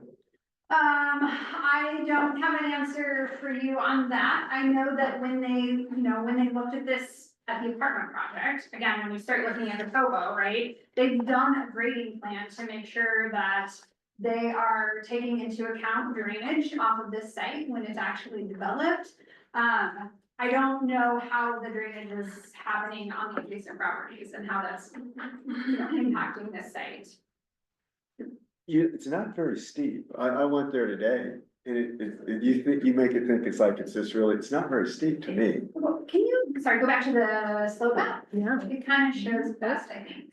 I mean, it's kind of hard to tell, but you can really see, I mean, most of that site is pretty flat and we didn't do the topography around the site. But really that site is pretty flat. It's really not all that steep. It does have some, the road definitely has some slope to it, but it's not a giant cutoff. But is there any analysis done by the city related to that, to the water runoff? The engineering department will definitely look at our Okay, plans. so it'll be in the staff report then For sure, yes. for March 19th. It's very likely that if they have concerns, they'll add a condition on the project that they have to mitigate for something. And again, I don't know if you can answer this, but how many of the properties around, you're mentioning carefully, they won't see the whole, how the number of stories is. How many got notifications, like the pink cards or something about, do you have any idea? So I don't know what the number is, but it's gonna go out 750 feet. Yeah, I know that, But I don't know what that number Okay, is, so, all right, yeah, because the city handles that. okay. And knowing that this is such a difficult, you have to, I mean, I always take these variances very seriously because the code I take very seriously. There's a reason that there's those safeguards in there. Sure. And if, you're right, the large majority fly through because they meet all the requirements. So this is obviously of significance. So why did you choose this site for? The affordable housing developer, on this project identified this parcel as a good place, likely given, the fact that transit was close by and it's an undeveloped parcel and, I mean, he came in and he wanted to initially put 2 buildings and something like close to 100 units, and we said, that's not feasible, we can't make it happen. We can make this happen, and he said, I really like this site and I like what's around here for the market. Okay, thank you. So I think, across Summit Ridge to the east are some very steep slopes where they have recently built. Correct. So is your walls and some of your grading and sloping gonna be similar? Or is it not quite as dramatic? I do not know what the walls on that project look like. I am familiar with the project you're talking about, and it's new. I don't know what their wall heights were ultimately. But like I said, I mean, I know we have one wall that's about 26 feet in height Yeah, on I'm this just saying one that. edge. Yeah. I think it's important to keep in mind that wall will mostly be screened by all of the existing vegetation along Summit Ridge. It's hard to tell in this picture, but there's quite a bit of trees along that edge on Summit Ridge. And so I think, while I don't want to diminish it, it's there. I can't make it go away. I don't think it'll be like glaring in your face. And then the other wall on the south end is 10.5 feet in height.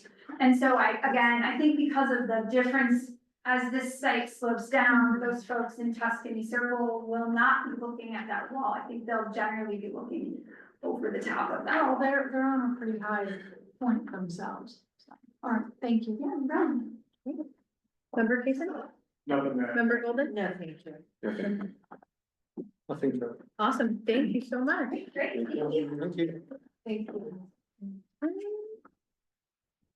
Up next, we have, item C4, 214 West Commercial Row, live entertainment.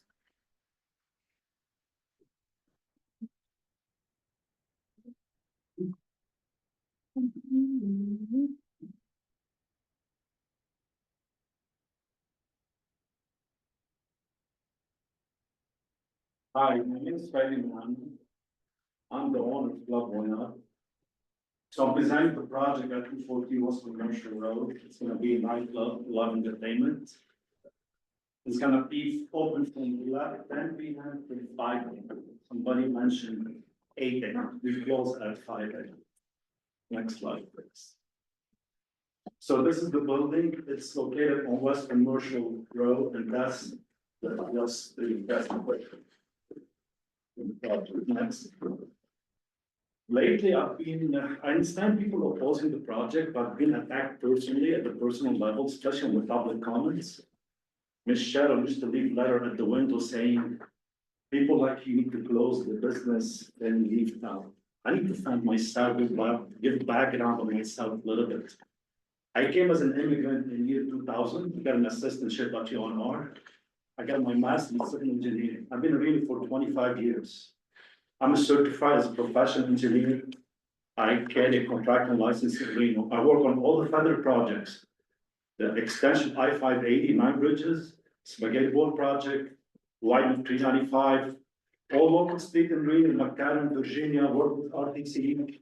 I was UNR time lecturer, teaching engineering courses for engineering students. At the same time, I was helping students at UNR to pass or prepare for their PE exam and FE exam. In 2 years, I was a member for NAC one representing restaurants and businesses in downtown. Next, please. On the professional level, because we love Reno, I love Reno, been Reno for 25 years, we established a lot of businesses. Right now, we own Tequila Catador restaurant in Midtown, Whiskey Lounge in Midtown, we have Philly cheesesteak, we have Scampi restaurant in Reno downtown, Whiskey Bar, Red Martini, Club One Up. We had Shawarma Shack and Philly's food truck. Shawarma Shack was in Manhattan. So that's a background about myself, what I do, because some people say about crime, criminal, illegal action. So I thought I need to defend myself a little bit. Next, please. So this is the building we're talking about. This is the 214 West Commercial Road. That's the building. So that's the West Street. That's the alley between China Diner. I don't know the new name right now, and the building. Next, please. So this is the building located here. This is West, Commercial West. That's the Montage building. Next, please. And as you can see, all this entertainment district. So a lot of bars and clubs here, we're all located here. And this building been vacant for 2 years since we left in 2022. And we left because the lease went up. And landlord didn't, for some reason, didn't renew the lease. Next, please. Just give you a background a little bit of the club. We've been there for 14 years. When the Montage building was Golden Phoenix, then converted, the Montage was empty for 5 years. And we're running the business for 14 years. We hosted a lot of big shows with the help of Steve, Fresh Bacon. We did a lot of special events. We did a lot of fundraisers for UNR students, mainly. So the club did attract a lot of tourism. People never been in Reno. Artists, headliners, DJ never heard about Reno, from Australia, from Europe. We pull a lot of crowd, a lot of tourists from the Bay Area, from Washington, from Oregon. So we'll not just open a bar as a bar, we create a music scene in Reno for 14 years. And we built the music scene, and we built the EDM music. We created 18 jobs not for professional people, for people live from paycheck to paycheck. People supporting their family, their kids. You're not a student working, trying to make extra money to pay their tuitions. And we were paying taxes for 14 years, contributing to the city. Next. All right.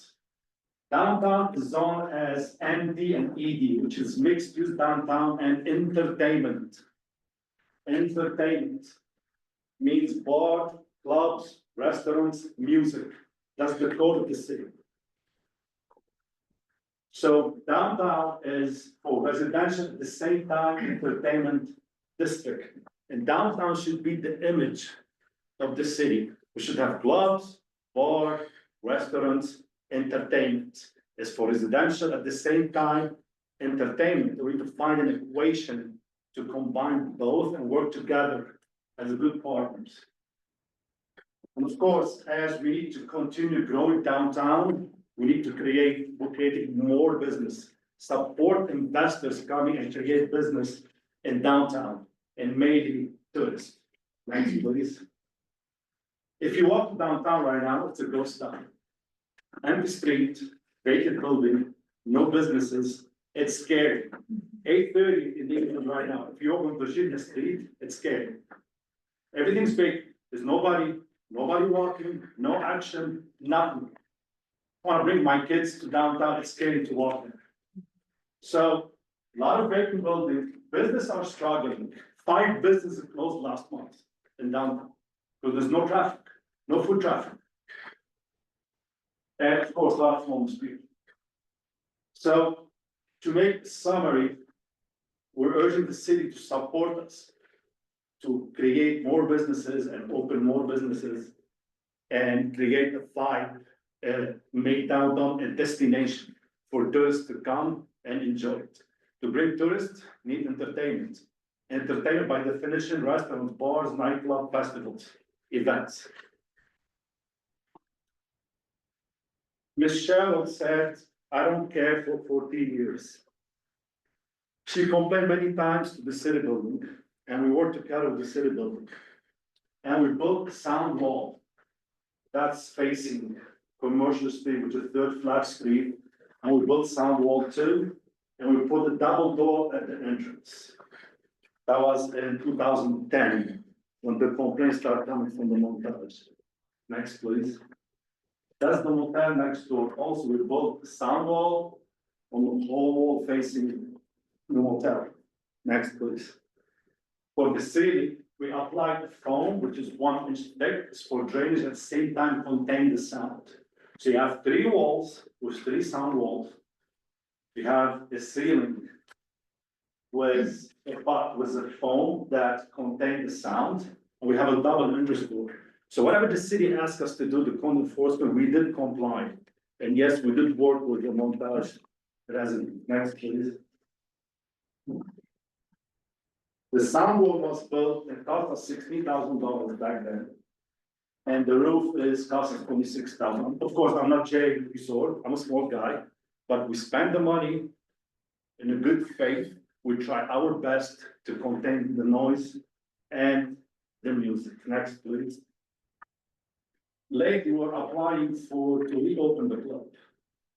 And the city required us to do acoustical study. And yes, we brought sound system.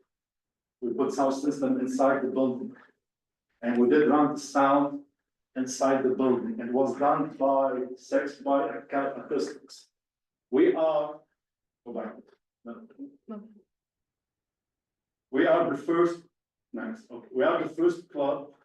We brought a consultant to do a sound study, actual sound study. There's no 3D model, it's actual sound study. There was a city representative during the sound study all the time right there. The consultant, which is certified by Institute of Noise Control Engineering, has a stamp. He stamped the report, which is at the city right now, at the planning. And the city representative at the same time recording and taking measurement of the reading. So you have two representatives, one consultant, the city taking measurement at the same time, next to the city. We did run the sound at between 109 and 130 decibels. By the way, EBC is C weight. The C weight measures the bass.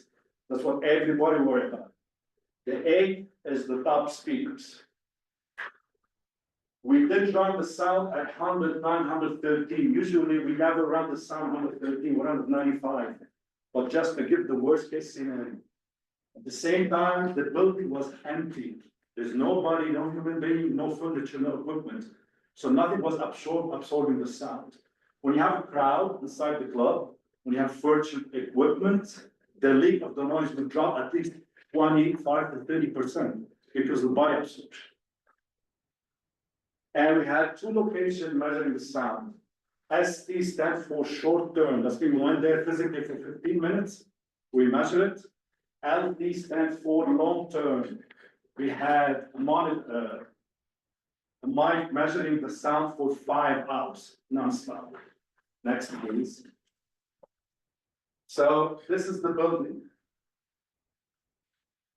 ST2 and LT2 by the 3rd flat street. LT1 is the montage building. And from the montage building, ST1, LT1. Next, please. So here we're standing. This is the one-up building right there. That's in front of the montage building. And this is the short term, this is the long term. And the second one, this in front of the 3rd street flat in the building right there. And that's the two critical locations. Next, please. As you notice, we run the sound from 7:30, it's not 11 p.m. The blue line represents the indoor sound, indoor decibels. We're running decibel at 111, 109. The decibels, the C measured from the montage was between 68 up to 70. At some point, we turned off the music. The music was off. It's still really the same decibels. So this is science. We're not doing no 3D modeling, or we're not inventing numbers or projecting numbers. That's actual, that's a fact. Next, please.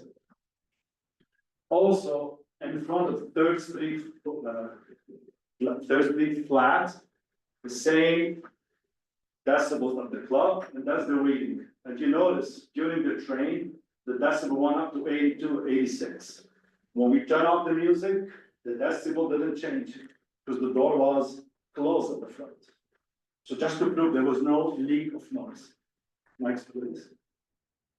If you look on this schematic, the green one represents 65 decibels. And if you see the 65 decibel almost at the edge of the street, of course, the highest decibel inside the building, as leave the building, once they reach the green, which is less than 65. Next, please. And I'm sorry, go back. Sorry. This is ground level. So if you're standing here, you hit a decibel at ground level. Next, please.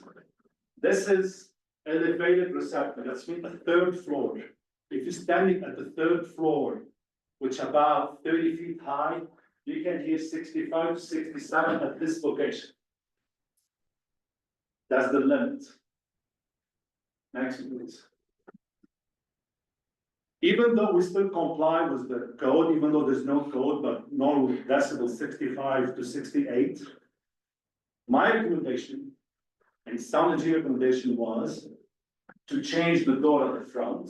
I'll show you the next slide. Change the exit door, put the door rated as STC 40. There's an opening here for the ice machine we're gonna lock.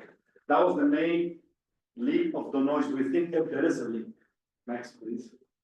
So that's the existing door. So recommendation, we're gonna block this door, move to this side. So when people coming in, there's no sound leaving. They come this side, and the outside door is closed.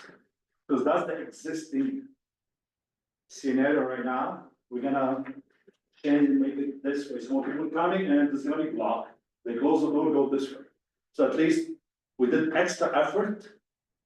And we're gonna spend extra money just in a good faith. So we control the noise 100%. So that's the control measure. Next, please. As you see, existing right now, when we play the sound, the ground level is at, you see the edge of the street.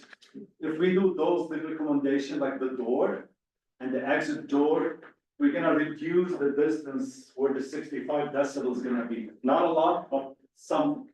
It's gonna be almost close to the building. Again, this is the montage building. Next, please. And also the third and the sector, which is 30 feet high, that's what we add 65 decibel right now. If we do those small modification, we're gonna shorten the distance or the decibel away from the building is gonna be shorter. Next, please. And of course, code enforcement asks for some requirements, like lighting around the buildings, which we already had. That's one example. That's in the alley in the back, and that's the front. I'm gonna install the light up the building on the 3 sides. Next, please. They ask to control the crowd on the sidewalk, and that's how we used to do it. We used to do like crowd fence, controlling the crowd, and that's a zombie crawl. This is the busiest night. We always keep the clearance for sidewalk or people walking. Next, please. And some of the recommendations, we submit a security plan for the code enforcement and planning and employee handbook. We submit a plan to control the crowd. Hours of operation Thursday and Saturday, 10 p.m. to 5 a.m. the latest. Of course, we're gonna maintain the exterior lighting. That's required by the city code enforcement, because we are going to comply, and 80% of this being complied. Proceed to prevent, we gotta clean around the building all the time. And ensure that all adjacent sidewalk, curbs and gutters are clean, fluid closing, and all little and debris removed at closing. Next, please. So, I'm a small guy. I love the city. I've been here for 25 years. I love the community. I love the music scene. Everybody been asking us to reopen the club. We have a petition going. We have 500 signatures, 510 names, email, phone numbers. Some of them live in the Montage building, and majority of them live in downtown. I'll leave this for the record. And we need to reopen the club because people are asking for it. We need to bring music downtown and revive the music scene. I don't want to fight with any neighbor. I don't have a war with any neighbor. I'm a good guy. I'm willing to work with everybody. I'm willing to assess or address everybody concerned. And I want to work with you as a good neighbor, especially the Montage. But you need to give me the opportunity and the break. And give me some incentive, because we are bringing something beautiful to you. We're not bad people, we are good people, we care about you. I'm ready for any question. Thank you. We'll open questions to the board. Member Kitchen? Yeah, I just have a comment. I do agree with you. I think it's important to have clubs and stuff like that. But I just want to comment and hope that you take the security portion extremely seriously. Because I personally drank underage at your establishment when I was younger. So it's just, and it has a reputation to it. It does. So I just hope you the best, and I really hope that you take the security. To answer your question, we work with RPD, we got this machine at the door. And we were checking all fake ID and scan it. Okay. I have to have the security here. We used to catch at least 20-25 fake IDs every night. We used to keep it. It probably got better since I. Give it to us. Now, I didn't mean to throw it. now can we control it 100%? No. If somebody give an ID, if you check it, you cannot judge it. You cannot judge a person, that's offensive. you do your best judgment. Sometimes they do good fake ID, guess what? Sometimes you give it RPD, they cannot tell. They have to scan and go back.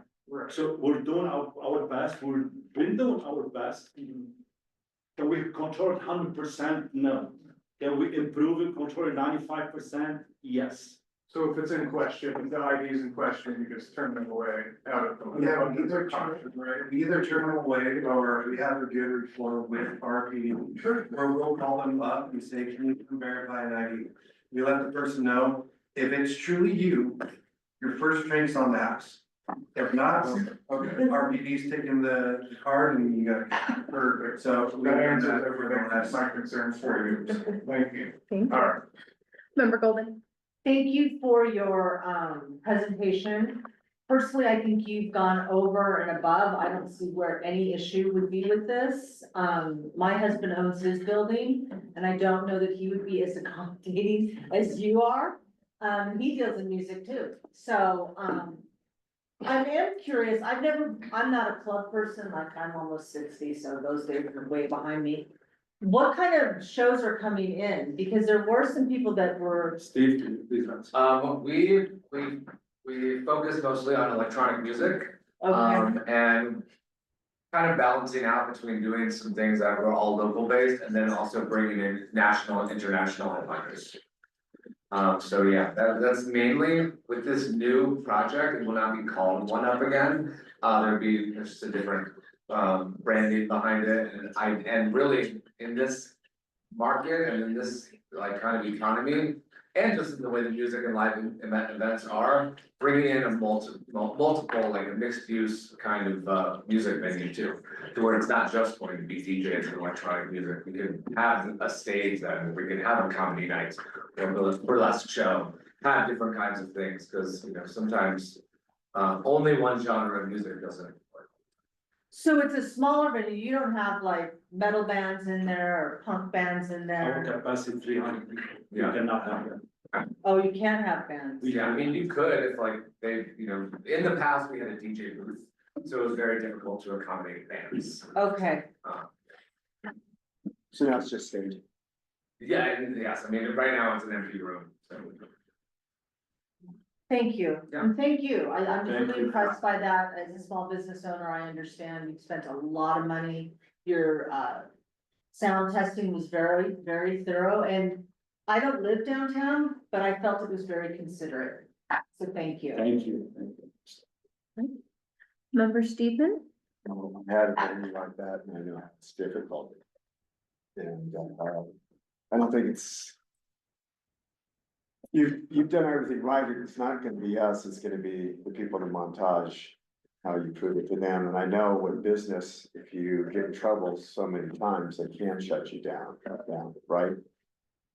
So, We'll try our best. yeah, because you don't want to put all this money into it and then get shut down. So. I think. Probably sometimes when we ran into problems, you have more with certain bands and certain group of people that are a little tougher, rougher. Maybe have more security outside and those. And the music we play doesn't bring rough crowd, it's EDM music. Yeah, And I mean, we'll be closed for 2 years. yeah. We still haven't fight in downtown, yes. Have big problems, yes. That's a fact. So, it's entertainment district. And we try our best to control it. Sometimes you cannot control 100%, but overall, we try our best and keep it. Thank you. Thank you. Member Davis? No, thank you. Thank you. Member Cecil?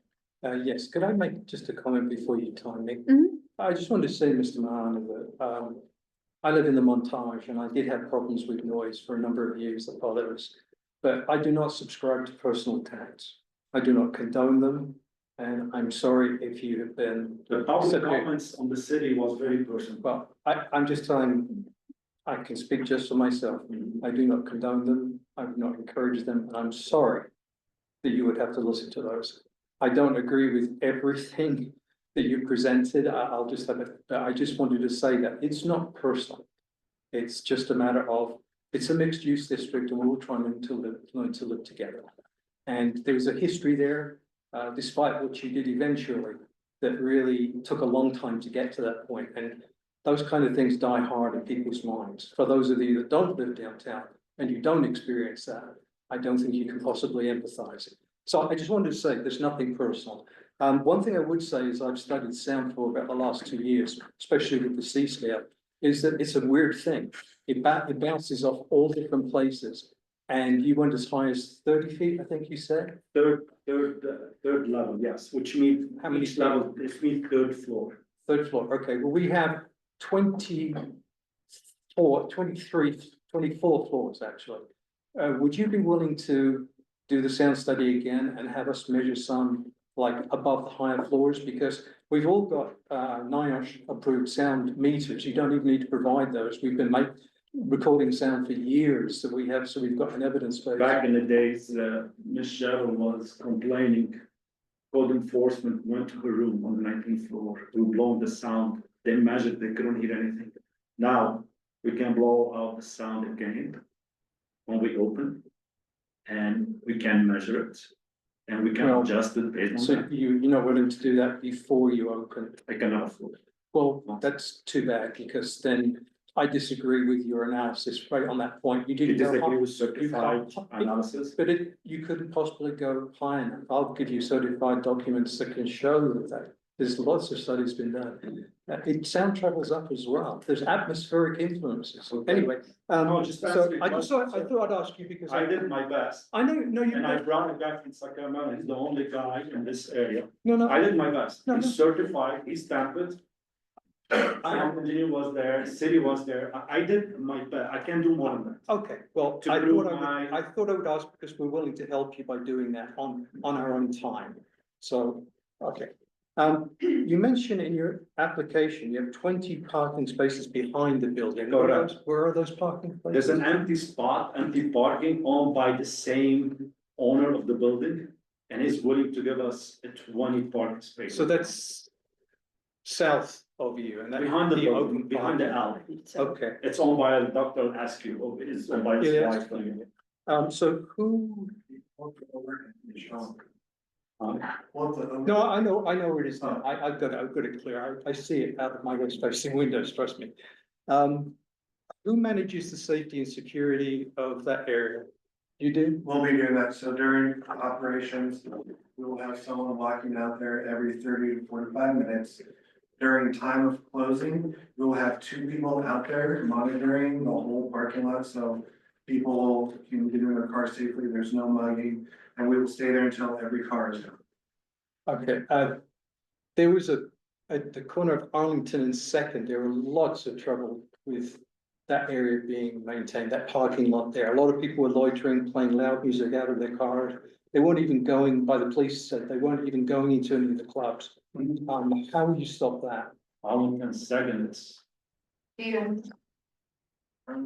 So Arlington is It's away from us. That's away. No, I'm saying, they had trouble even with security, maintaining that area. RPD couldn't even enforce anything there. Loitering laws didn't. You talk about the parking in front of the, Arlington. Yeah, right in front of, Arlington. Across from the church, across from the church. Yeah, so I'm saying that they had the same goals as you, but they were never successful as far as I'm concerned, and many of the other residents in close by buildings either. So how would you stop the If loitering? we got many issues there, we cancel the parking, just delete no parking. All right, thank you. Continuous presence that goes around usually deters anybody from doing it. If we cannot control it, the parking. You can't control the If parking. we cannot control the parking, at some point, we just cancel. Okay. Because parking is not required in downtown. But this, we do this as a privilege for our customers. Understood. Member Allen? Great. Back to my right. Chair Casey, thank you. Chair Golden, Chair Golden, sorry. Member Golden. I just want to be clear, you put in all that money Yeah. and effort on a building you don't own. Yes. Thank you. Thank you, Member Golden. Member Stephen? Thank you. Thank you. Member Davis? Member Cecil? Just a couple of things. Even, there used to be a sound crew there, you know, the nightclub that's opposite that parking lot, Soundview. There used to be a sound crew. Then when they changed hands, they applied for the conditional use permit. And the fire marshal took the sound curtain away, and we had trouble with noise coming out that front door all the time. Has the fire marshal signed up on your new, you know, The double door the is, double door? put some type of mat on the wall. It's fire rated and will absorb the sound. These days, nobody uses the curtain, they use small mats, No. rubber on the walls. No, That's your question. No, has the fire marshal signed off?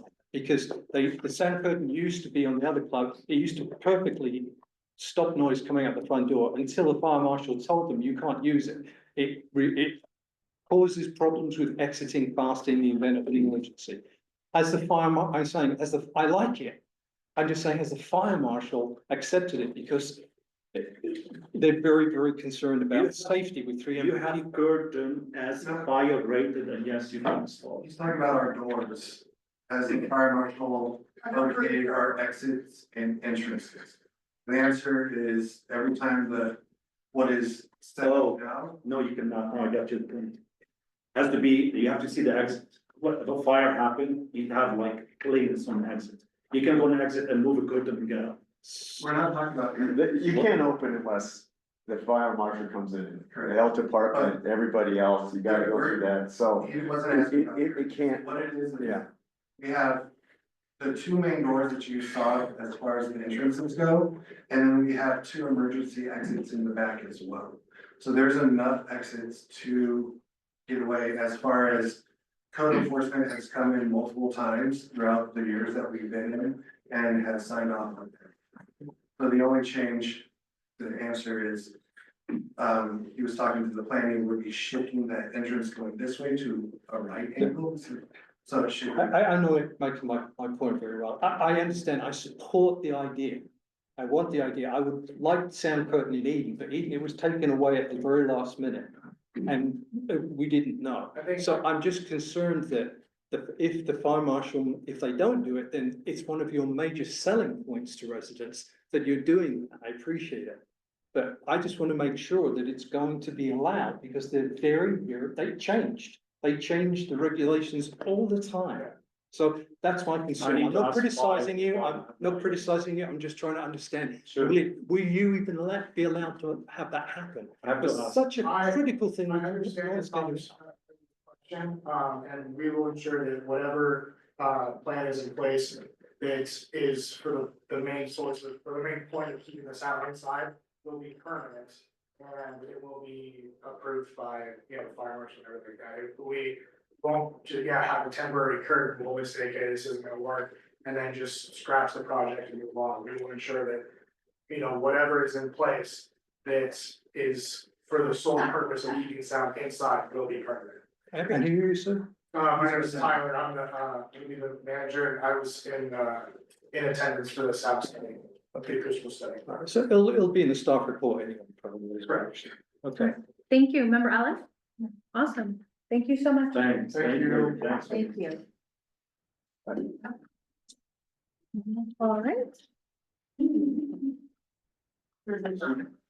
All right, moving on to our D items for commission committee. Committee member reports and announcements.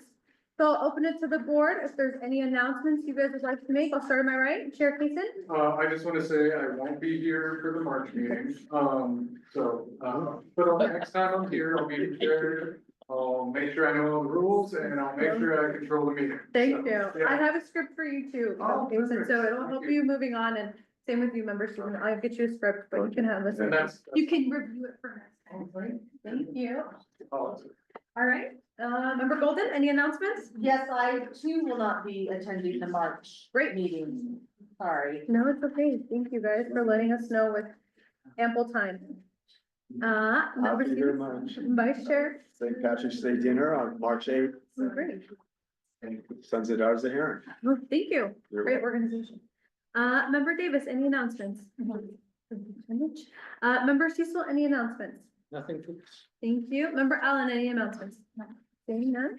All right, moving on to item E, future agenda items. So this is just to discuss any future agenda items you would like to see. I do want to note, we will be having RTC, Regional Transportation Commission, to kind of discuss some projects that are happening in Ward 1. We will also be having our Reno Fire Department with their quarterly updates.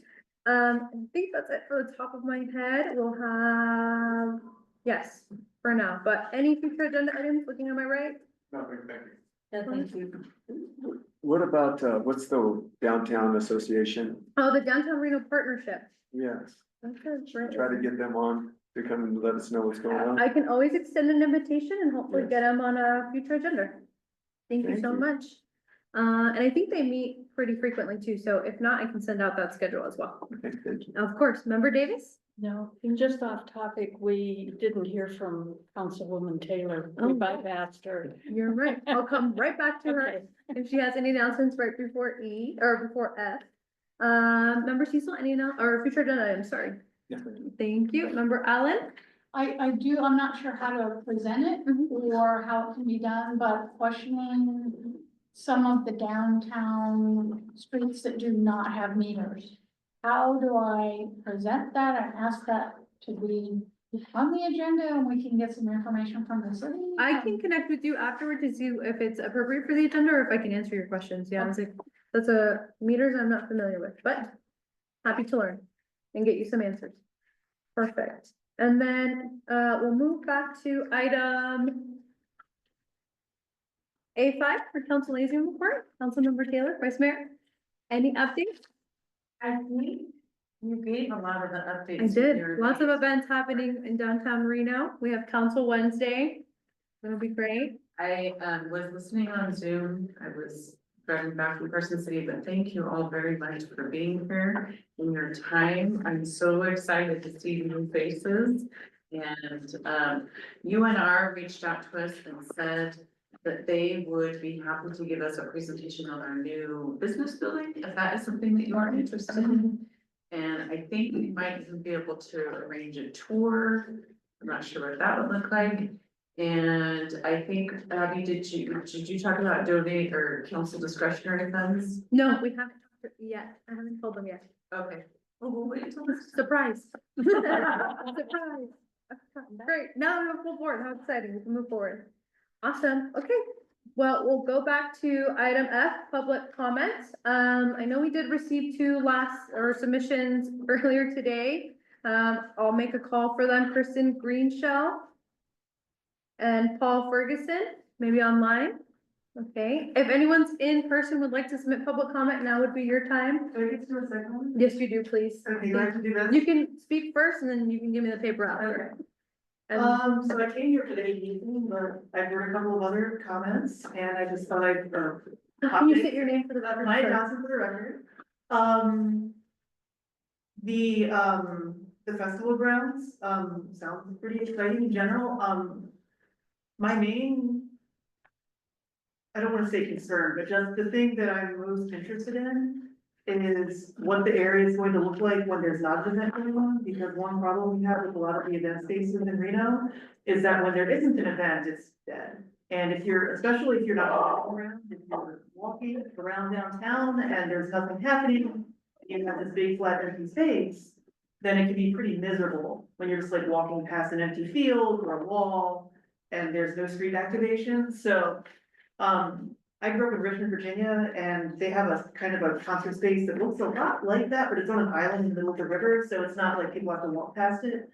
So I like the idea of it. I just wanna make sure that like if I'm walking by there at 3 o'clock in the afternoon on a Sunday, it's not just like this like slog through empty space. So I hope that we can, if we have this, that we can do things to keep it active as much as possible. At all hours, at all like times when people are normally active. And then the club, I have only lived in Reno since 2023, so I'm not familiar with all the history. But I am concerned about how empty a lot of things are, how vacant many buildings are, how little foot traffic there is. So I really hope we can get some more businesses, and I would probably go to this place because I'm interested in what they're talking about. So I hope that things work out well. That's all.